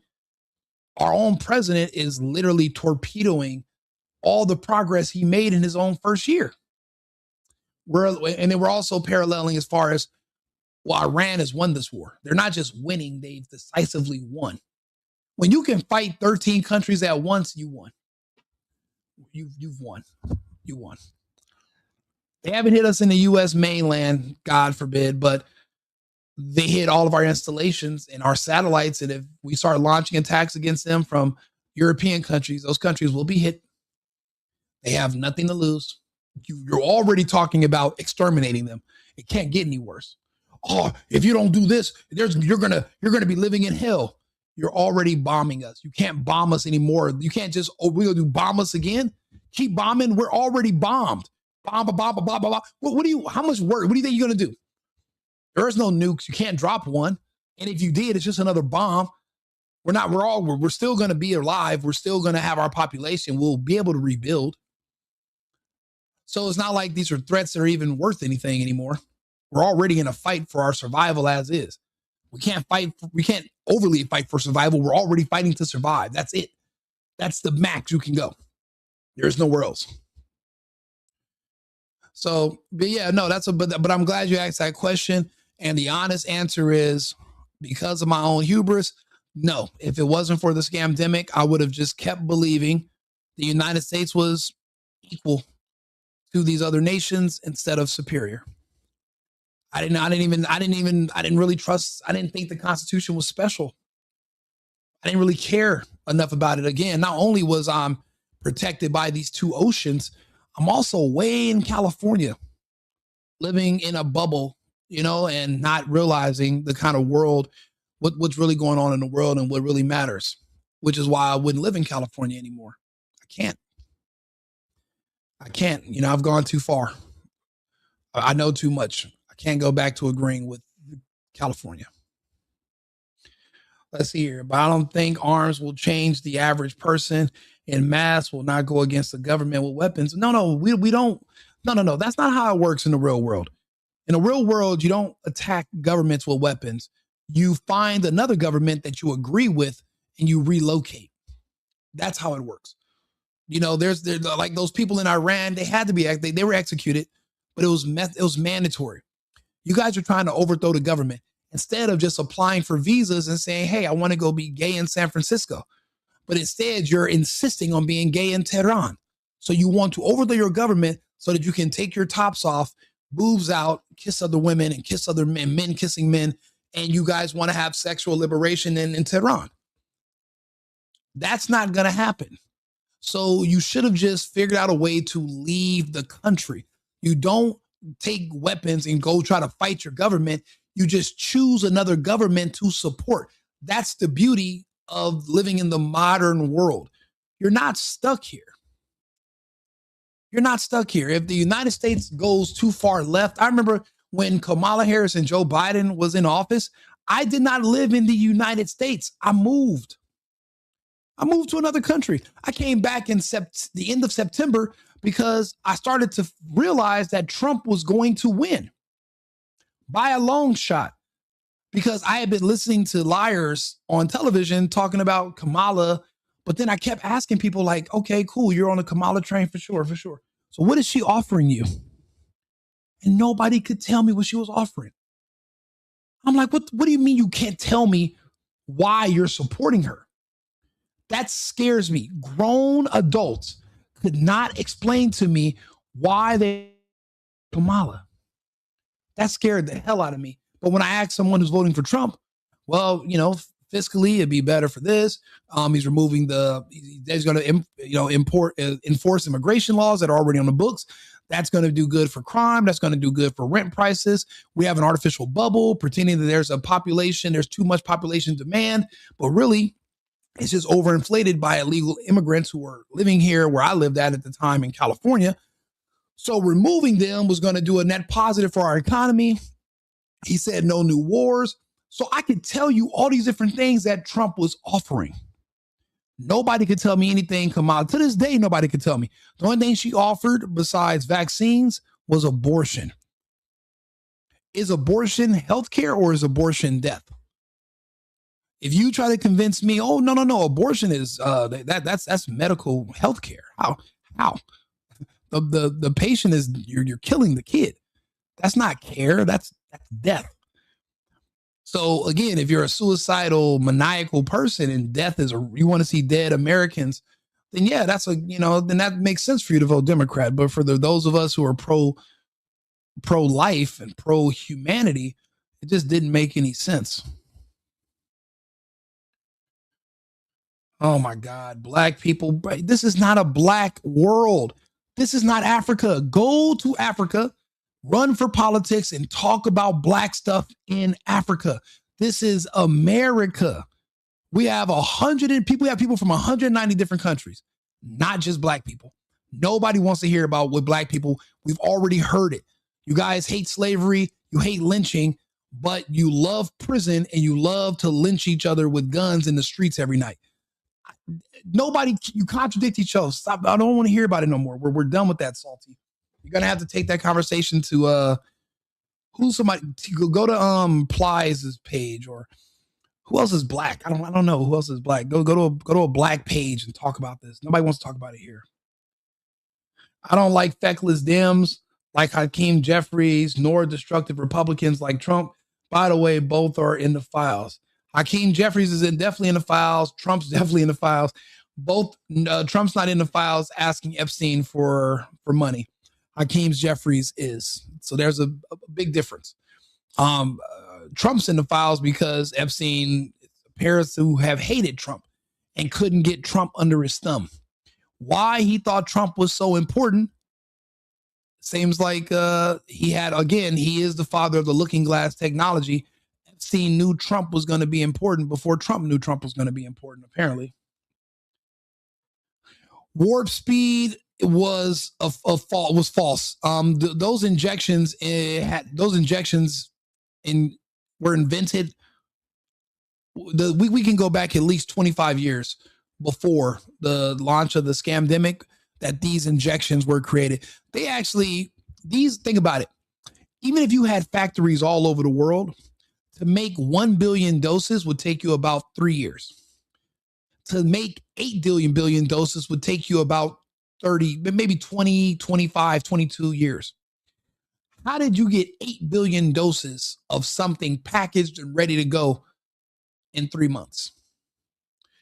The timetable doesn't make any sense. Now, initially, they wanted to give these same injections, and you can't call them vaccines because legally they're not vaccines. We don't really know what it is. We just know that they found something alive inside of it that grows in people and it causes organ damage because it's a foreign entity that should not be in your body. And eventually it kills you. What I'm worried about is the people that it's not killing, but it's still growing inside them. So it's like you're a host. But what if it's taken over and you don't realize it? Because it's not killing everybody. There are some people that are surviving with this thing growing inside them. It's like a symbiotic relationship. And I don't. That's the part I'm worried about, because the thing they injected into you, the closest thing we have to one in nature is called the Hydra vulgaris. The Hydra vulgaris, if you look it up, it's a freshwater animal. It's like a parasite, but it's immortal. And it's the same Hydra you see from the movies, from Marvel, multi-headed organism, but it's immortal. But my thing is, if there's a Hydra that was in those things, is growing in you, blocking your arteries, damaging your organs, your heart, etc., and you die. But if you don't die and it grows throughout your body And then when you die, if it doesn't die, like, is that, like, what happens to it? And there's a lot of unanswered questions. We're only, the vaccine mandate under Biden, the last day where you had to comply if you worked for a company with more than 100 employees was only December 12th of 2021. So we don't even know what it looks like 5 years post-injection, 6 years. We don't even know what it looks like, really. We have an idea, but nobody's talking about it anymore except for me. So that's why people subscribe to my channels. They watch my videos. I talk about this ad nauseum because it's a subject that I'm never going to let you guys forget. People keep wanting to pigeonhole years of being trapped in your home, pretending there's a military guy with a machine gun outside, but there was nobody there. You just did it because somebody on the television told you to do it because you're an idiot. Effectively, you're an idiot. If you think about it, the television, not even Fauci in person, literally an image on a TV told you to be afraid of the air, even though your air conditioner is sucking in air from outside with no into your lungs, but you don't want to go outside, but the air from outside is being sucked into your house or sucked in through the vents in your car. I had this joke during the lockdown. I was like, what if you're driving down the street and a homeless person is walking across the street and then they like cough and they got whatever fake virus it is and you drive through the cough, but your windows are up, then what? So like there was a million reasons why none of you should have locked down or sheltered in place. I didn't do any of it. And I literally chronicled my journey. And that's what also got me kicked off the internet because I was at like this stripper party in 2020 July. It was like 5,000 people in this hotel suite in Caesar's Palace in Vegas. And now everybody's in there sweating, they're strippers, all these California people, mainly from like the Bay Area. They're all in there partying. And I made a video and I was like, either everybody at this party is immune or there is no virus. And I said, if I don't die by tomorrow, all this is fake. And I woke up the next day just fine. I said, yeah, there is no, they're lying. They're playing everybody. Like people, I was still flying on airplanes and partying and people were messaging me, don't get on that plane. You're going to die, Rico. And I'm looking at these people like, why are you guys so afraid of death? Death is easy. Life is hard. There's no bills when you die. Okay. You got to worry about dying because you're already dead. I'm not dodging death. I'm definitely not going to, not live life because I'm that afraid of my own mortality. I mean, if you believe in God and you love God, like you say, why are you so afraid to meet him? Shake his hand. But then again, a lot don't have the spirit of fear. So that's why I try to talk to people and maybe they'll think about it. And that spirit, maybe that spirit of fear comes from confusion also. After listening to David Icke and looking at the research and realized there was nothing to be afraid of in the first place, I was one of the first person to remove the fear from anyone in my radius. And I went around spreading the gospel that there is no virus, and I would show people data, and I posted on the internet, and I saved who I could from the vaccine. I saved those that I could. I did the best I could. And there are still people to this day that contact me and tell me thank you. They used to listen to me on Clubhouse and other programs talking about this stuff. Because, David Icke would talk, Alex Jones talk. Everybody doesn't listen to them or doesn't like them or whatever. Maybe it's my voice. Maybe it's, certain people resonate with certain voices, whatever. Maybe it was just the way I said it, and they thought about it. Made a difference. But I did what I could. I did my part. I didn't just sit on the sideline, put my head in the sand like an ostrich and just hope it would all blow by me. And now I'm involved, instead of right now being out getting drunk with my girlfriends or, playing video games or something, I'm literally sitting here talking to you guys for free, pro bono, having these conversations because we're adults. We need to have conversations. We got to figure out tomorrow. We got to figure out 6 months from now. I don't have the luxury to just live for today and, see how it goes tomorrow. I got to live for next year. We have families. We want our families to grow. We got to know where we're going to put our families too. So that's why I'm having these conversations with you as well. You know?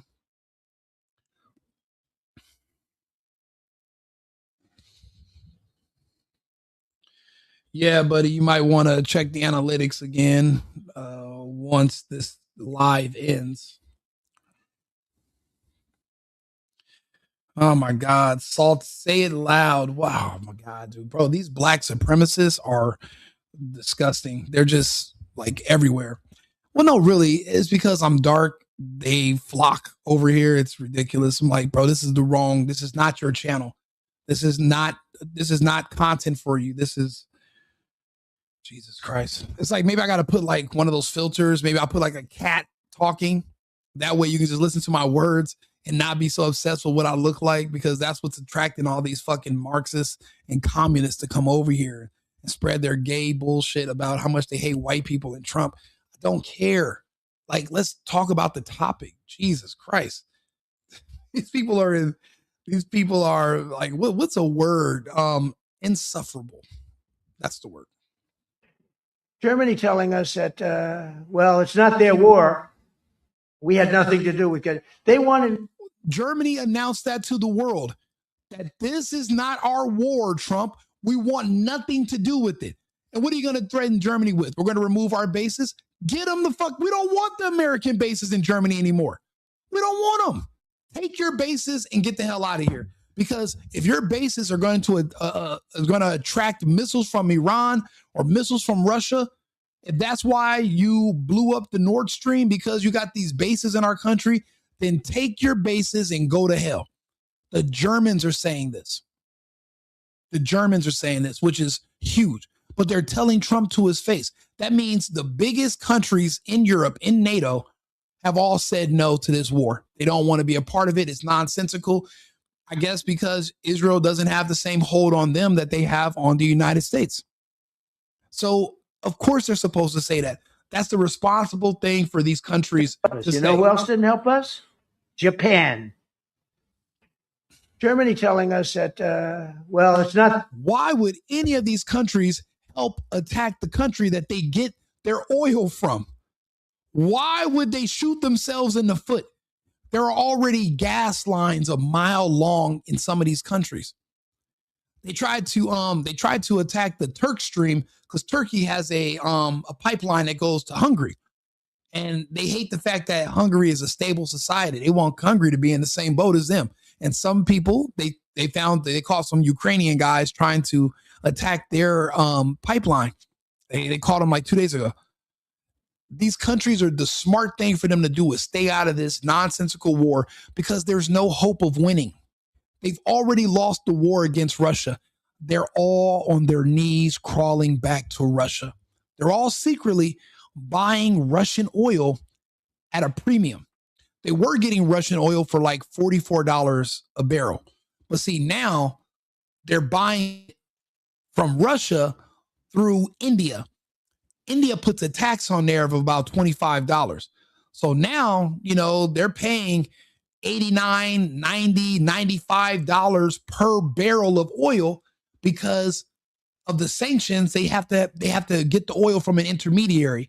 The Indians take the oil from Russia and then use their ships to bring it into Europe. And they have to pay a premium for it. So they're already hurting.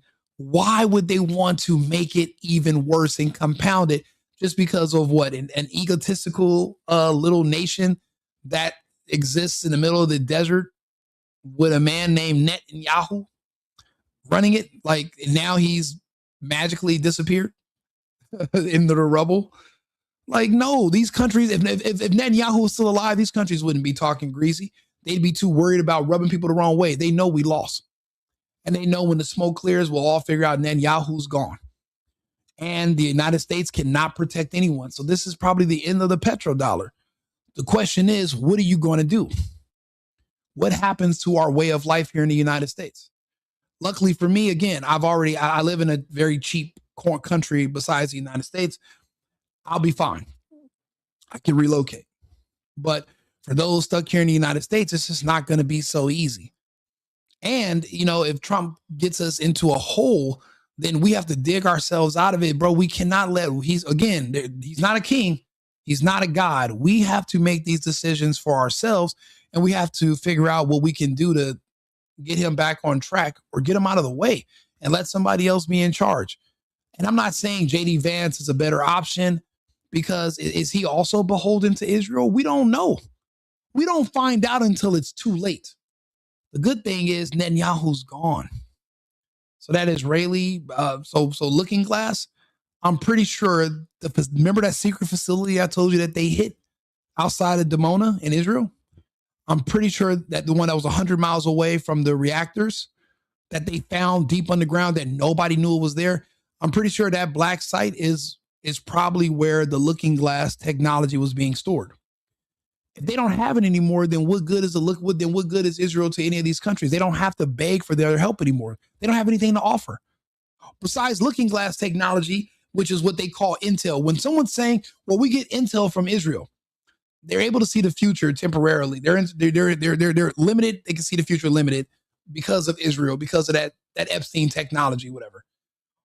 But if it's destroyed, then what else do they offer? Nothing. So of course Europe's not about to sacrifice their own nations and their people for a country that probably won't exist pretty soon. Because without Looking Glass technology, and if they get their desalination plants hit, they're just going to be relocating back to Europe in the first place, because they're not from that region. We all know that, right? Their war, we had nothing to do with it. They wanted me to go and tell them everything I was doing. We didn't know anything about it. Well, if I would have told them, they would have leaked it, and we wouldn't have been nearly as successful, possibly, right? But to the victor belong the spoils. So we haven't heard that in, I think, maybe hundreds of years.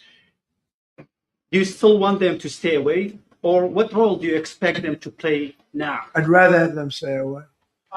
I'd rather have them stay away, because I think they bring with them some problems and some difficulty. And I don't think they bring death, I mean, to themselves. But I'd rather have them stay away. We want Greenland. They don't want to give it to us. And I said, bye-bye. Okay, thank you very much, everybody. Oh, yeah, the Epstein technology. A lot of people don't understand. Epstein was, they bombard you with all this stuff about child trafficking. They never tell you that Jeffrey Epstein was a world-renowned mathematician, a physicist, and not just a scientist. He was probably one of the most brilliant men that we can trace back in history that was able to accomplish things no one else could. Epstein he's going to have to be studied, but they won't release more information about him. We were able to discern from the files that were released and his Steve Bannon interview that he worked on a project at his ranch in New Mexico. And what he tells us is that the fall of the Soviet Union was in 1990, and that there were 1,000 scientists that were being recruited by the American government who were working on something called the Manhattan Project. He said that the scientists were all going to be displaced and have to go back to where they were from since the program was ending. So he bought a ranch in New Mexico, not far from Los Alamos, and he recruited these scientists to come there and help him work on scientific research. He slightly slips up and mentions a little bit about their research. What he said they were using was mathematics, which was his specialty, and high energy physics. And what they developed was something called genetic algorithms. That led to eventually, and he said he was using this technology and he was using these scientists to kind of study a field of science that had never been studied before. This is all in the Steve Bannon interview. Go back and watch it yourself. Or if you guys want to stick around, I'll play it and we'll go over it. He talks about how they were trying to develop the technology where they will be able to see the stock market in the future. So they were trying to predict the stock market. But they were able to do more than that. They stumbled upon a way to see more than just stocks and numbers. That's where, and then genetic algorithms, it also translates into looking glass technology. But it also, genetic algorithms was also another term to study Bitcoin. Epstein was also behind Bitcoin. It wasn't some innocuous Japanese guy, Nakamura, whatever. This is all Epstein research.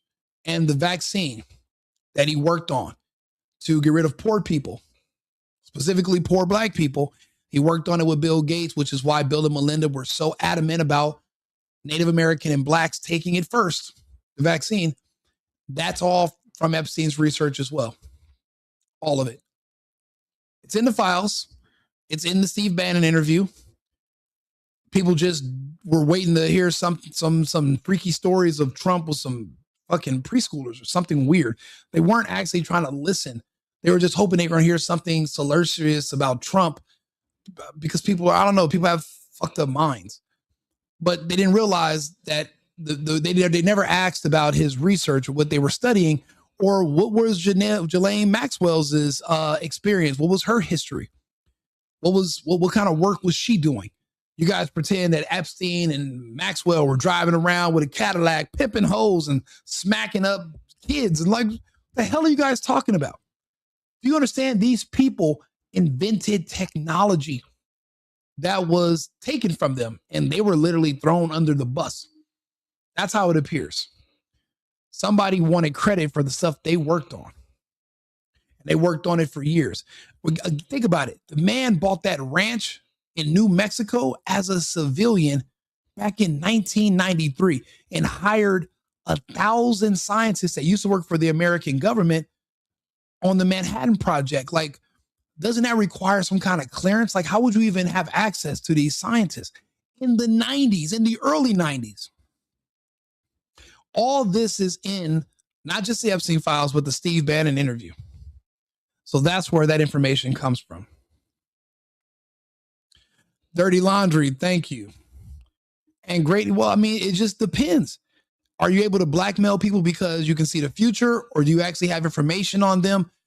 And think about it. They had to help. They had to blackmail the scientists. I mean, they blackmailed the politicians because it was the politicians in different states that were able to get their the laws relaxed so that they can get the emergency authorization to give these injections out to people before it was tested, or they would have never been able to give it out. That's why they had to blackmail the politicians, is so that they could get permission to give you an untested vaccine that wasn't actually a vaccine, that would have never passed, and it was never approved. What they don't talk to you about is all the scientists that worked for Epstein. All you hear about is the politician. You never hear about the scientists. Now, I've done videos about the scientists around Epstein. People only care about the politicians, which is weird to me. Like, why don't you care about the research Epstein was doing? He had an office at Harvard, at MIT. He had an office at all these different universities in their science labs, and no one's ever came to me and said, hey, Rico, I noticed that Epstein, when he was at these labs, this is what he was studying. It's like you guys never even ask. Don't you want to know what he was studying with labs and with offices at these in these science departments at these universities? Like, why aren't you interested in that? Why don't you care? What was his study? What was his research? You don't, like, why don't you care? Like, that's what makes me think that the dead internet theory is true, and that most of you guys are fake bots. You're not even actually real people. Some of you are, but a lot of you are just language model programs. Basically you predict, with word prediction, and that's how it seems like there's an AI talking back to you, but really it's just dead internet, just bots, not real people. Because an actual human would be curious, like, what were they working on in those labs? Because I know he had a lab. What was he studying at Harvard? What was he at MIT? What kind of research was he doing with the students? I mean, he has an office there. He has a lab. And no one ever asks. So I started looking into it. I bring up all these different things that I found, and it's like you're not really there. You're not there.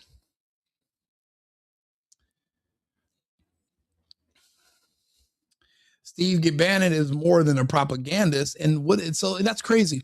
You call somebody a propagandist, and then you just completely block out whatever they're researching, whatever they're talking about. You know, that makes you a fool, right?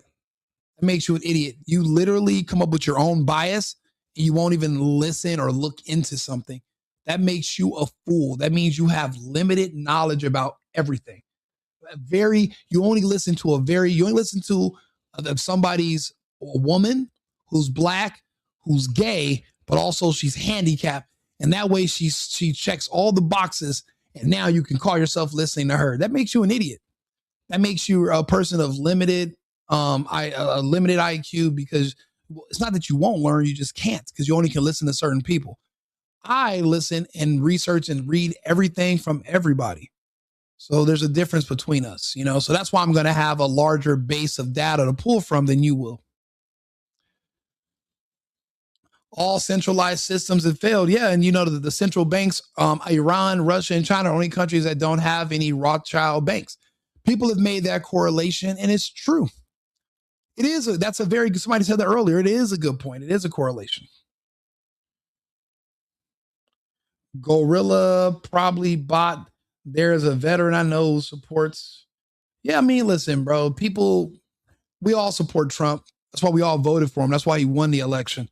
There's a lot of blacks and gays, but they don't like anybody except black and gay people. You can't count them.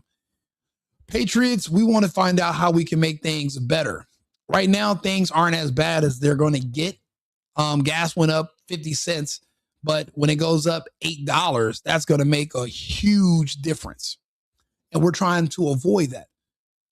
And honestly, Trump is bluffing. We're not going to wake up and tomorrow night, midnight Iranian time, their entire country is going to be destroyed all at once. We don't have that capability. We can lie about it, but the people on the ground in Iran are going to say, well, we're able to still bomb you, whether you hit our plants or you hit anything or not. So it defeats the purpose. We don't have that capability. All we're going to do is just make things worse for people in the region, and that's selfish. And what that's going to mean, if we attack Iran tomorrow at midnight, all those GCC Gulf countries, Bahrain, Kuwait, the UAE, Dubai, they all know America's not going to get touched. They are.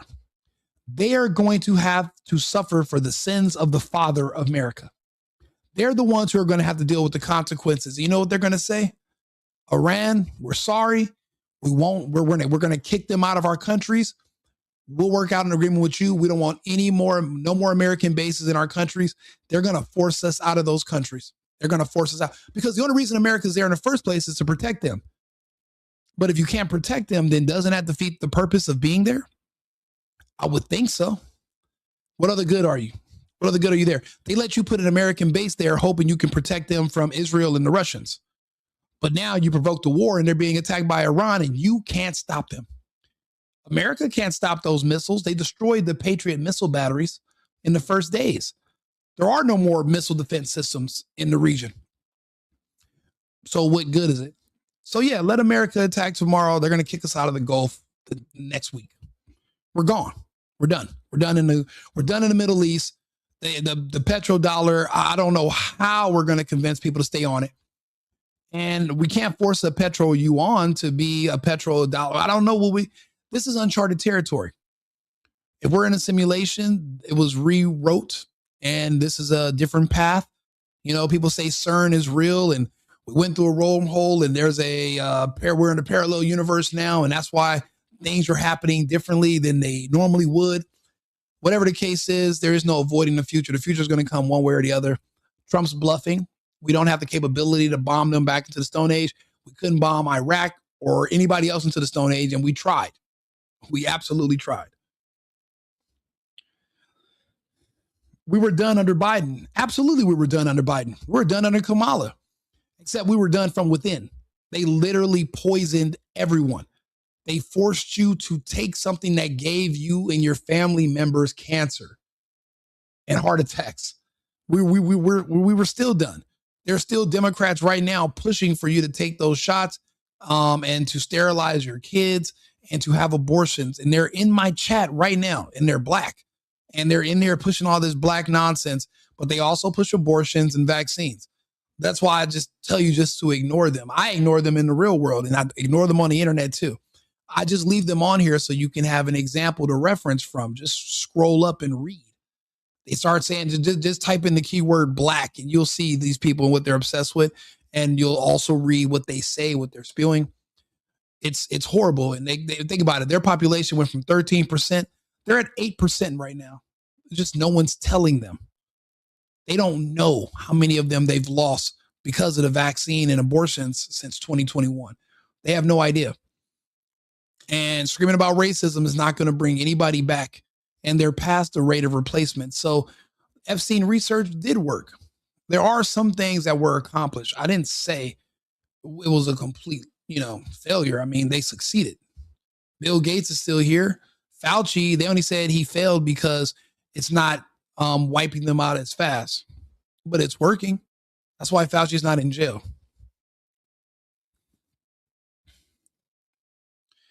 Yet you're here, outsider. Why? Oh man, listen, bro, there are no more blacks to hate. That's over. There are no more blacks. Just assume that there are no more blacks. If I was you, I'd go collect Jordans, go collect black memorabilia. A lot of them took those shots. There are no more. And the ones who didn't can't have kids. So there is no more. There's no more blacks. That's over. Let's just focus on the war. Okay, the black stuff is over. That ship sailed in 2022. So that's over. They're gone. Donald Trump is in the Epstein files. That doesn't mean anything. All kinds of people are in the Epstein files. That's not any proof of anything, any wrongdoing at all. That doesn't, what proof do you have? Do you have some new evidence? Do you have anything you want to present? And why are you telling it to me? Why aren't you at the FBI field office in your area presenting your evidence to them? If you don't have any evidence, then what are we talking about? Words on paper, that's what they call books too. That's a book. Okay. Are all books telling you the truth about everything? No. And do you have any evidence, physical evidence? No, you don't have anything. So you can't, this whole Trump being mentioned doesn't mean anything. People write books. Harry Potter's mentioned a lot of times in Harry Potter books. Does that mean that in 100 years they're going to say Harry Potter must have did something? Like, that doesn't make any sense. Like, in the United States, we have something called the rule of law. You must present a case with your evidence, and you must be able to prove your point. You got to have some kind of physical proof or testimony or some kind of admission of guilt. There's none of that. That's why there's nobody being arrested in the files, because it didn't come with any proof. It was just words. Trump doesn't like you. Trump doesn't know me.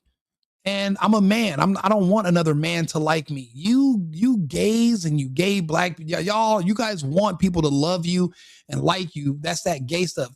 I'm not gay. I don't need anybody to like me. I'm an adult. I'm a man. Nobody likes men anyway. Men are only as valuable as what we're good for, what we can provide. That's it. No one likes men. No, why are you so obsessed with somebody liking you? Nobody likes you. Nobody. Your mom doesn't like you. Okay, let's just be honest. Oh man, we got this girl Chili Willy. She's like copy and paste, and now I gotta block her. Man, and I gotta delete her comments, so it just defeats the purpose of her even coming in here and wasting her time copy and pasting nonsense. Yeah, the browning of America is not gonna happen anyway. You guys believe in abortion, and you guys aren't conservative enough to have children and have families. You don't get married. Because you guys said that marriage is akin to slavery and white supremacy.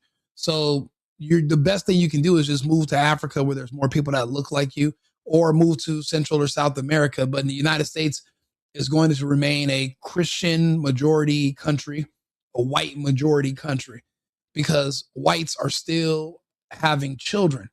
The vaccine sterilized you, and then the ones who didn't sterilize, it's going to eventually be you're going to meet your maker because of it. So this country is going to remain a Christian majority white nation, thanks to Epstein's research. I mean, yeah, I mean, that means we're going to still be America. So that means America's great again. We almost lost it. There was a time where it looked like America was going to get diluted with illegals and brown people who hate the country, who are only here because they want to see the country destroyed. When you ask them, why don't you move to Ghana or to Nigeria around your own people? They're like, oh no, we're here because we want to make sure we destroy white people. Just ask them. They'll tell you. That's the only reason they don't leave. But now they're not going to be able to do that because they comply. And they did all kind of tricky ways to get them to comply. They offered them jobs that they didn't qualify for and offered them exuberant salaries, even if you got to work from home. But they said there was one catch.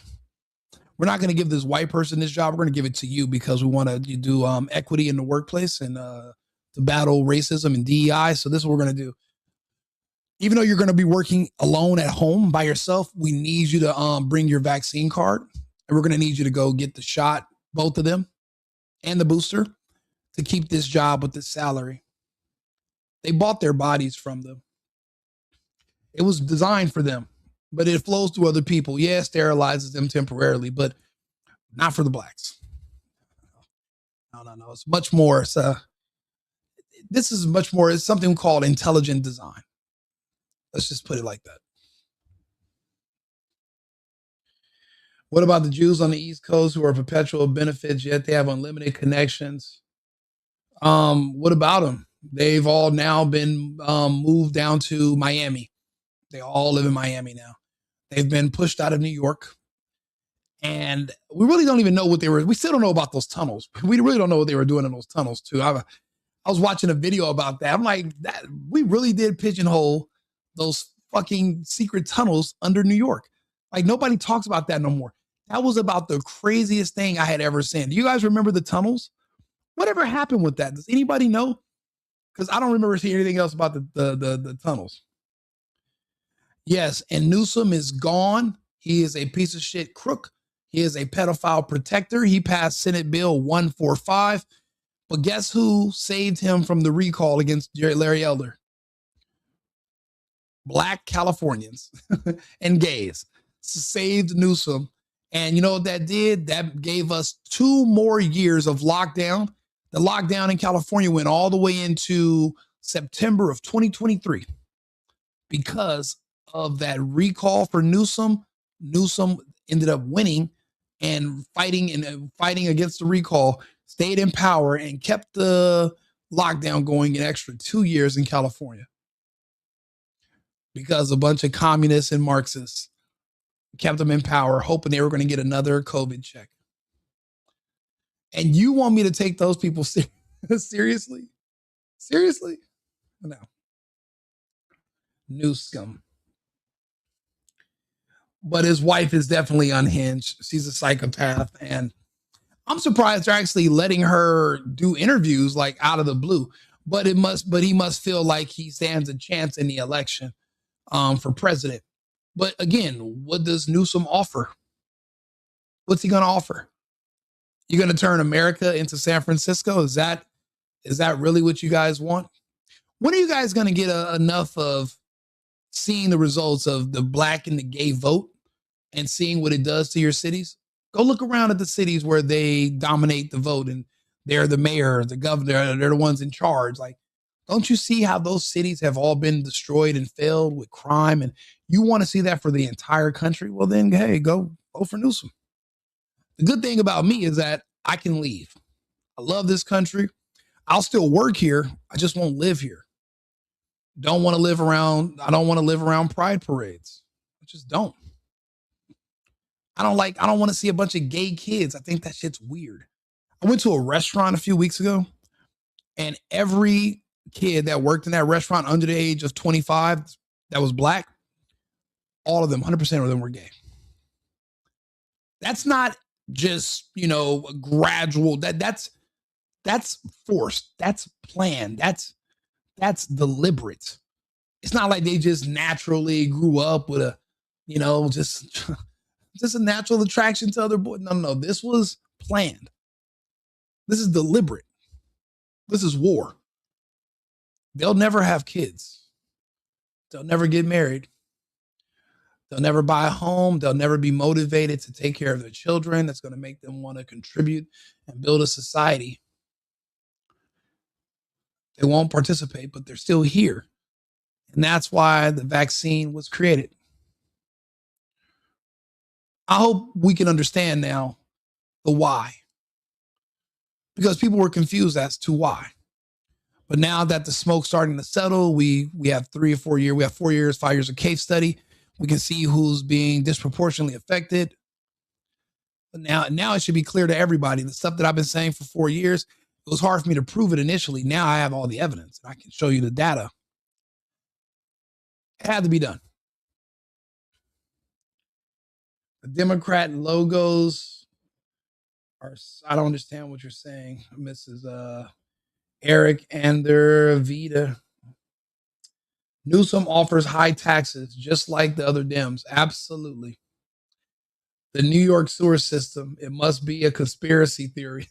Hey, when I brought that up, people thought I was just I said, no, they literally have dudes wearing yarmulkes with the little dreidels, and they're literally in the sewer, popping up out of drains. Like, how do you wake up in the morning, take a shower, get dressed, and go into the damn sewer? Like, what? That's why I'm like, are we in a simulation? Are some of these people NPCs? What's going on? And nobody really wants to talk about it.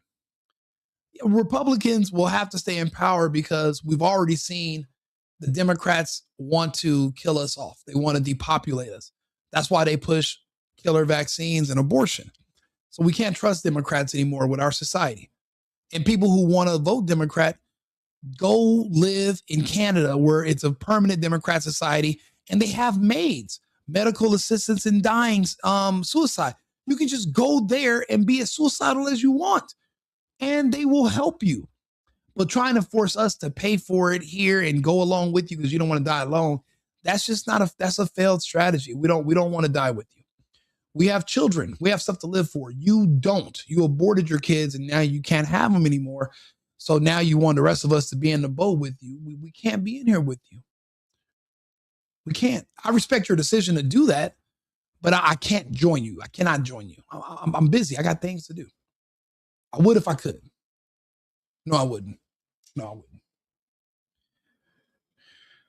wouldn't. Yes.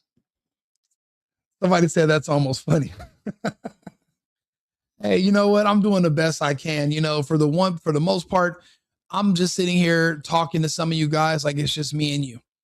I'm looking at the analytics. This is, for me, I'm just a regular guy just getting on here talking. The numbers are great.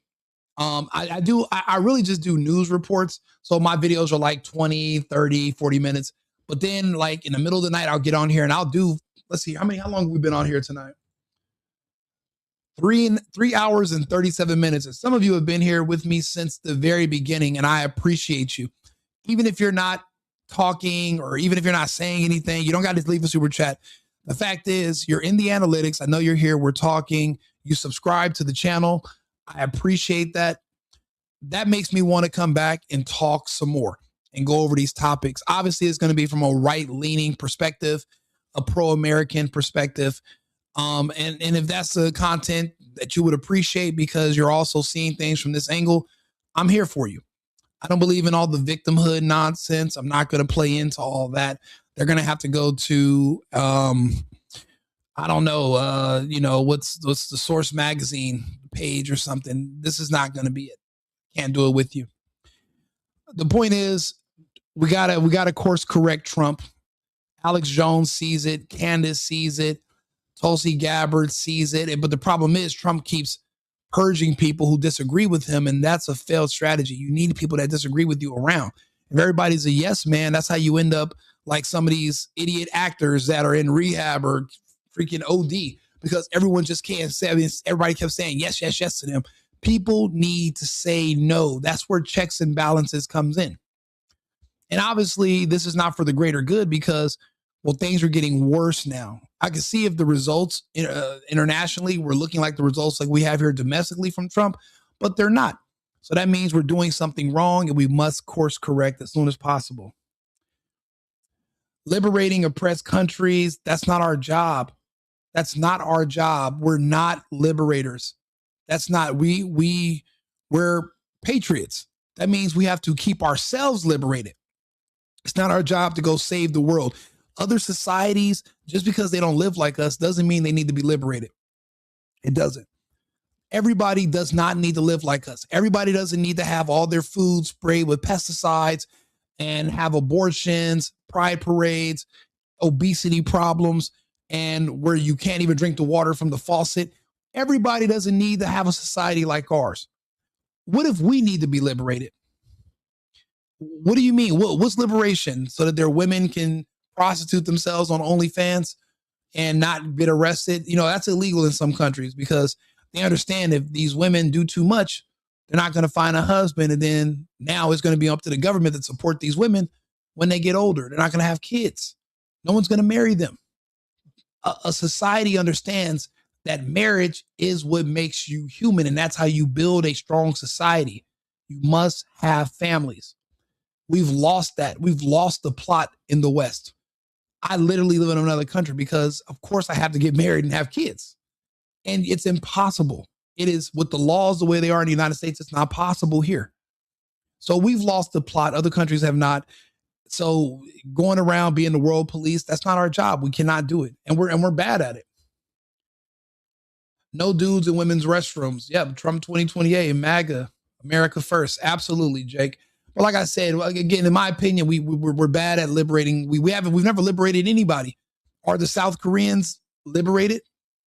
I mean, how's their society looking? I mean, it's they're having too many problems, the same kind of problems we're having, where you're losing population, no marriages, no family. Sexual liberation was a bad thing. It's a horrible thing, horrible results.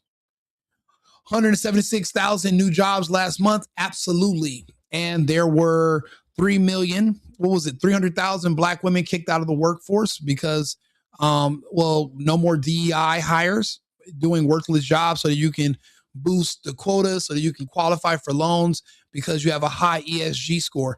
Now that the ESG scores have been removed, there's no need for a DEI or DEI scores. So now you can only hire people based on merit, not based on them being Black or a woman.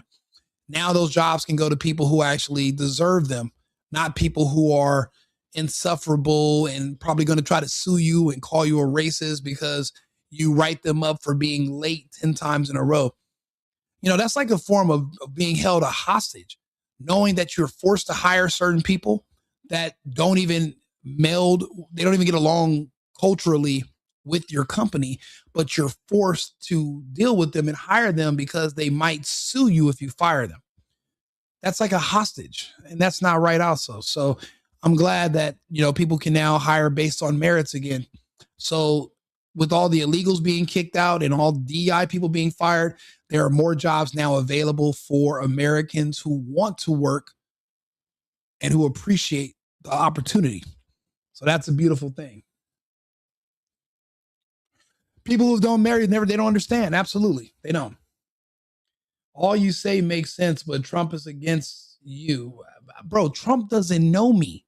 I've never met him. I've never met Trump. What do you mean? I'm not that self-centered that I'm cared about if he knows me. I'm not his fan. He's just the president. He's just a guy. He's a dude like me. He's just a guy. He's not God. Like some of you people put him on a pedestal like he's your king or he's God. He's not. He's just a guy. Like he's a guy. Stop worshiping Trump, please. Just look at him for who he is. TikTok and Instagram are poison. I agree. Distract. YouTube is the least of all the social media evils. Yeah, I mean, you know what? I would agree to a point. I mean, social media has been horrible for our society. And we have 14 years of case study, and we can verify that. Marriage is overrated. That's exactly what someone who's gay and Black would say. Because you can't get married because you've already declared that that's a form of white supremacy, and you can't do something that you declared as white supremacy. So you're screwed. So sorry, Morpheus. And no one ever got a job because he's Black. That is absolutely not true. Plenty of people were hired based on skin color because there were quotas to meet for diversity. It's called a diversity hire. It's called affirmative action. So either you live on a different planet or you're being disingenuous and lying on purpose. Either way, you're wrong. And I'm glad you brought up that point so I could correct you. Consider yourself corrected. Them jobs were mainly government jobs. And what did I just tell you the story about? The government hired 600,000 plus blacks and gays that were underqualified for these positions.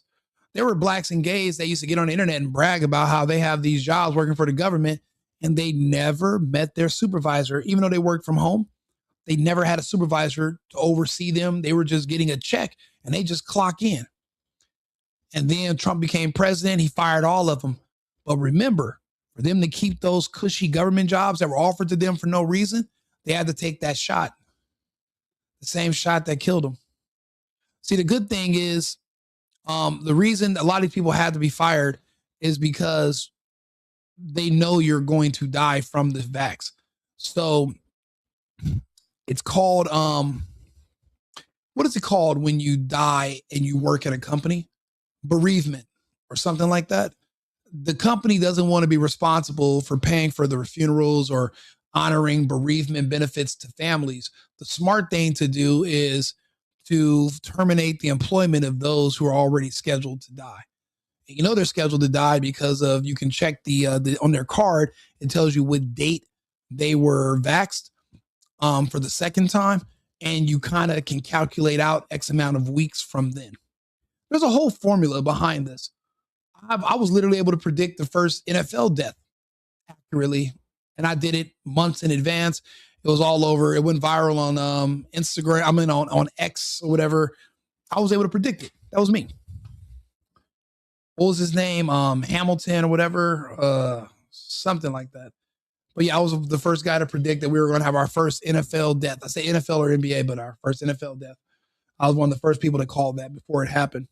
So that's another reason why you had to fire certain people, because they were only hired in those jobs just so that they can, because they were vaccine hesitant. So the only way you can convince somebody from that group to do something like that is you got to give them some money, because, well, money over everything, right? Money over everything. All they talk about is money, money, money, money. It's like, okay, cool. I'll give you some money. I'll buy your body from you. They bought their bodies. It's crazy. I see people who donated their body to science, but they were still alive. That's crazy to me.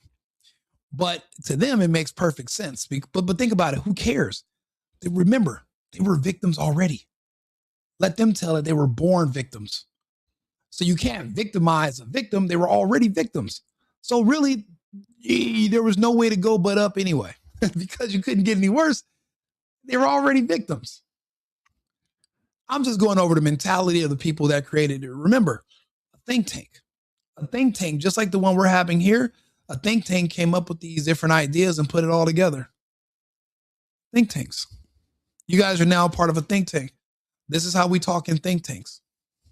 And then we get out of the think tank and we implement certain policies and we make things happen.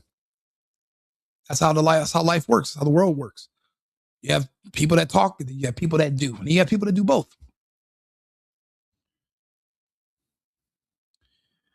I don't know what that means, Bruce.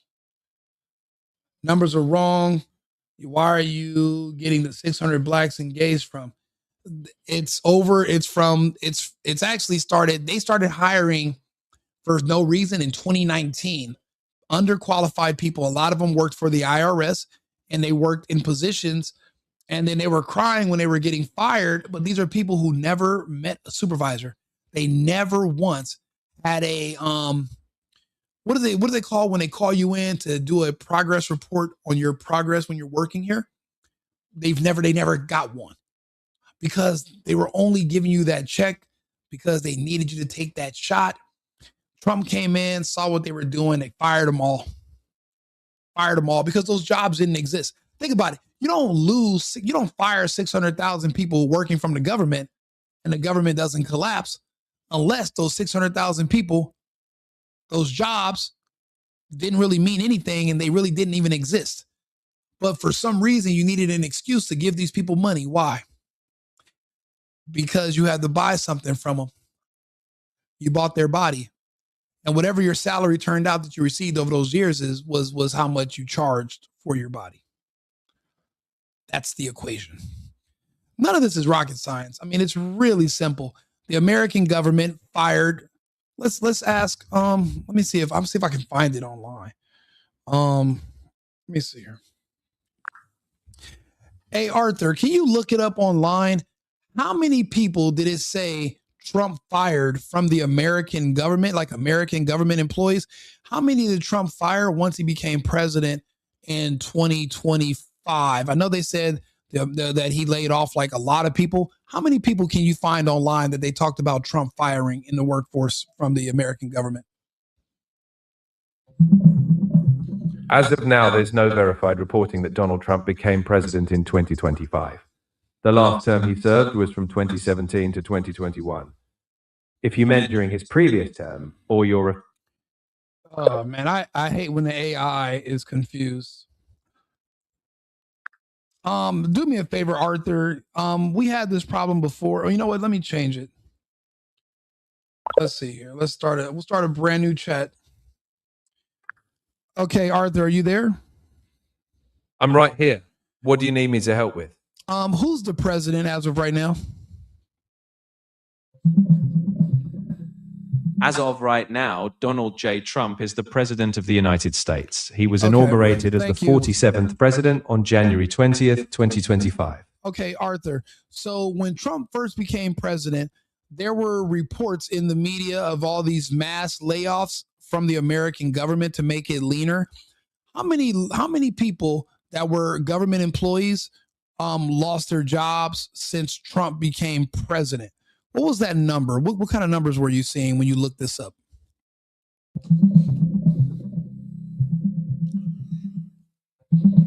Since Trump became president in 2025, the civilian federal workforce has decreased by around 278,000 employees as of early 2026. This is about a 12% reduction, dropping from roughly 2.3 million to about 2 million employees. While some layoffs occurred, many of these reductions were due to retirements or voluntary exits. So almost 300,000. Okay. How many of those people were actually working for the IRS? I was remembering hearing stories about that too.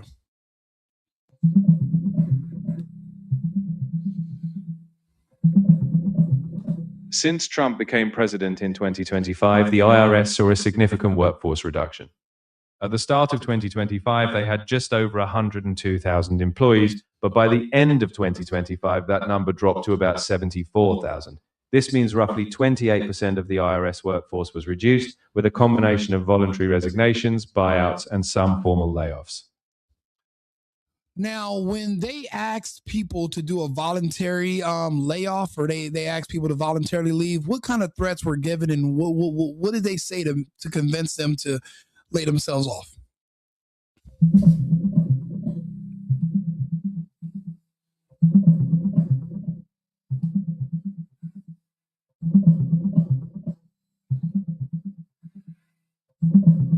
During Trump's second term, voluntary workforce reduction incentives included offers like a deferred resignation program, where employees could resign while still receiving pay and benefits for a limited period. Agencies also used traditional buyouts and early retirement offers. On the other hand, employees were told agencies would be downsized, and unions argued the environment was coercive. Some legal challenges emerged over these policies, and overall, by late 2025, federal workforce reductions were substantial. No, okay, so someone says, Rico, you said 600,000 plus. It's less than 300,000. Morpheus, you dimwit. 600,000 plus overall workforce. 300,000 from the federal government alone. Now, other companies no longer have to kiss up to you guys because of DEI. They fired the fuck out of you too. I was just letting you know how we got to that such a large number. Half of the number that I said was already proven because it was the federal government was already employing half of you guys. The other half was under in the private corporations and the workforce. And remember, they also had to force you guys to take the jab. And now they're not forced to keep you employed anymore since the DEI initiatives ended. And also, it's going to be really expensive for them to pay bereavement if you pass as an employee. There would be benefits that would be transferred to their family members, and that would be a that would be very expensive because there's too many of you guys dying right now who comply.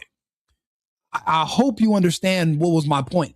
I said 600,000 plus, and you guys probably think, wow, that's a big number. And I'm actually saying, actually, it's not that big of a number if half of that number was just the federal government alone. But remember, it was the government that pushed that into your veins. The government that has to protect itself from you. You guys are communists and Marxists. The government had to protect us from you. You wouldn't leave when they asked you to. So they gave you something to help you leave. And you get to leave Earth. Now you can't go to Africa no more. You won't ever have to worry about racism again. You won't have to worry about oppression. You won't have to worry about Jim Crow. You won't have to worry about water hoses and canines, and you won't have to worry about anything. You won't have to worry about my videos or nothing. All your problems will be solved soon. Merry Christmas to you. No, Trump's admin is the opposite of DEI, which that means you don't actually you never took a look. You haven't took a look at his admin. Trump is not going off the deep end. Republicans love what Trump is doing right now. Have you not seen the CNN polls? Nobody watches CNN anymore. So we wouldn't see CNN polls. No one trusts CNN. Not even CNN watches CNN anymore. It's CNN is gone. It's done. Nobody watches it. No one trusts it. No one pays attention to it. It's not really a thing anymore. It's just, it used to be something, but everyone figured out everything that was coming out of those people's mouths was a lie. They told you, remember CNN was screaming to you about Project 2025. Now it's 2026 and we're still here. So no one trusts CNN anymore. Communism, communist, Marxism, Marxist, socialism, socialist. Your inferiority complex against white people it's dominating your entire conversation, which I can humor it. You've been here for a long time, so I appreciate it. But anyway, I actually have another topic I want to bring up, but it's 6 a.m. So I'll be back on in about an hour with another subject. We're going to be streaming all morning and having these talks. I appreciate you guys for all tuning in and being here. Thank you guys who donated on the Cash App. Thank you for the super chats. Thank you for, just being here, rocking out with me and being on the live. I thank you so much. I'll be back on with another topic in about an hour. I'm going to go get some water, have some breakfast. Remember, it's America first and America only. I've been needing to find a new apartment, which has not been easy with credit as bad as mine. Luckily, I found cosigning.com. They connected me with a cosigner who helped me get my dream apartment for me and my dog. I just paid a small fee and was able to move in fast. Get the cosigner you need for the apartment you want. Check out cosigning.com today.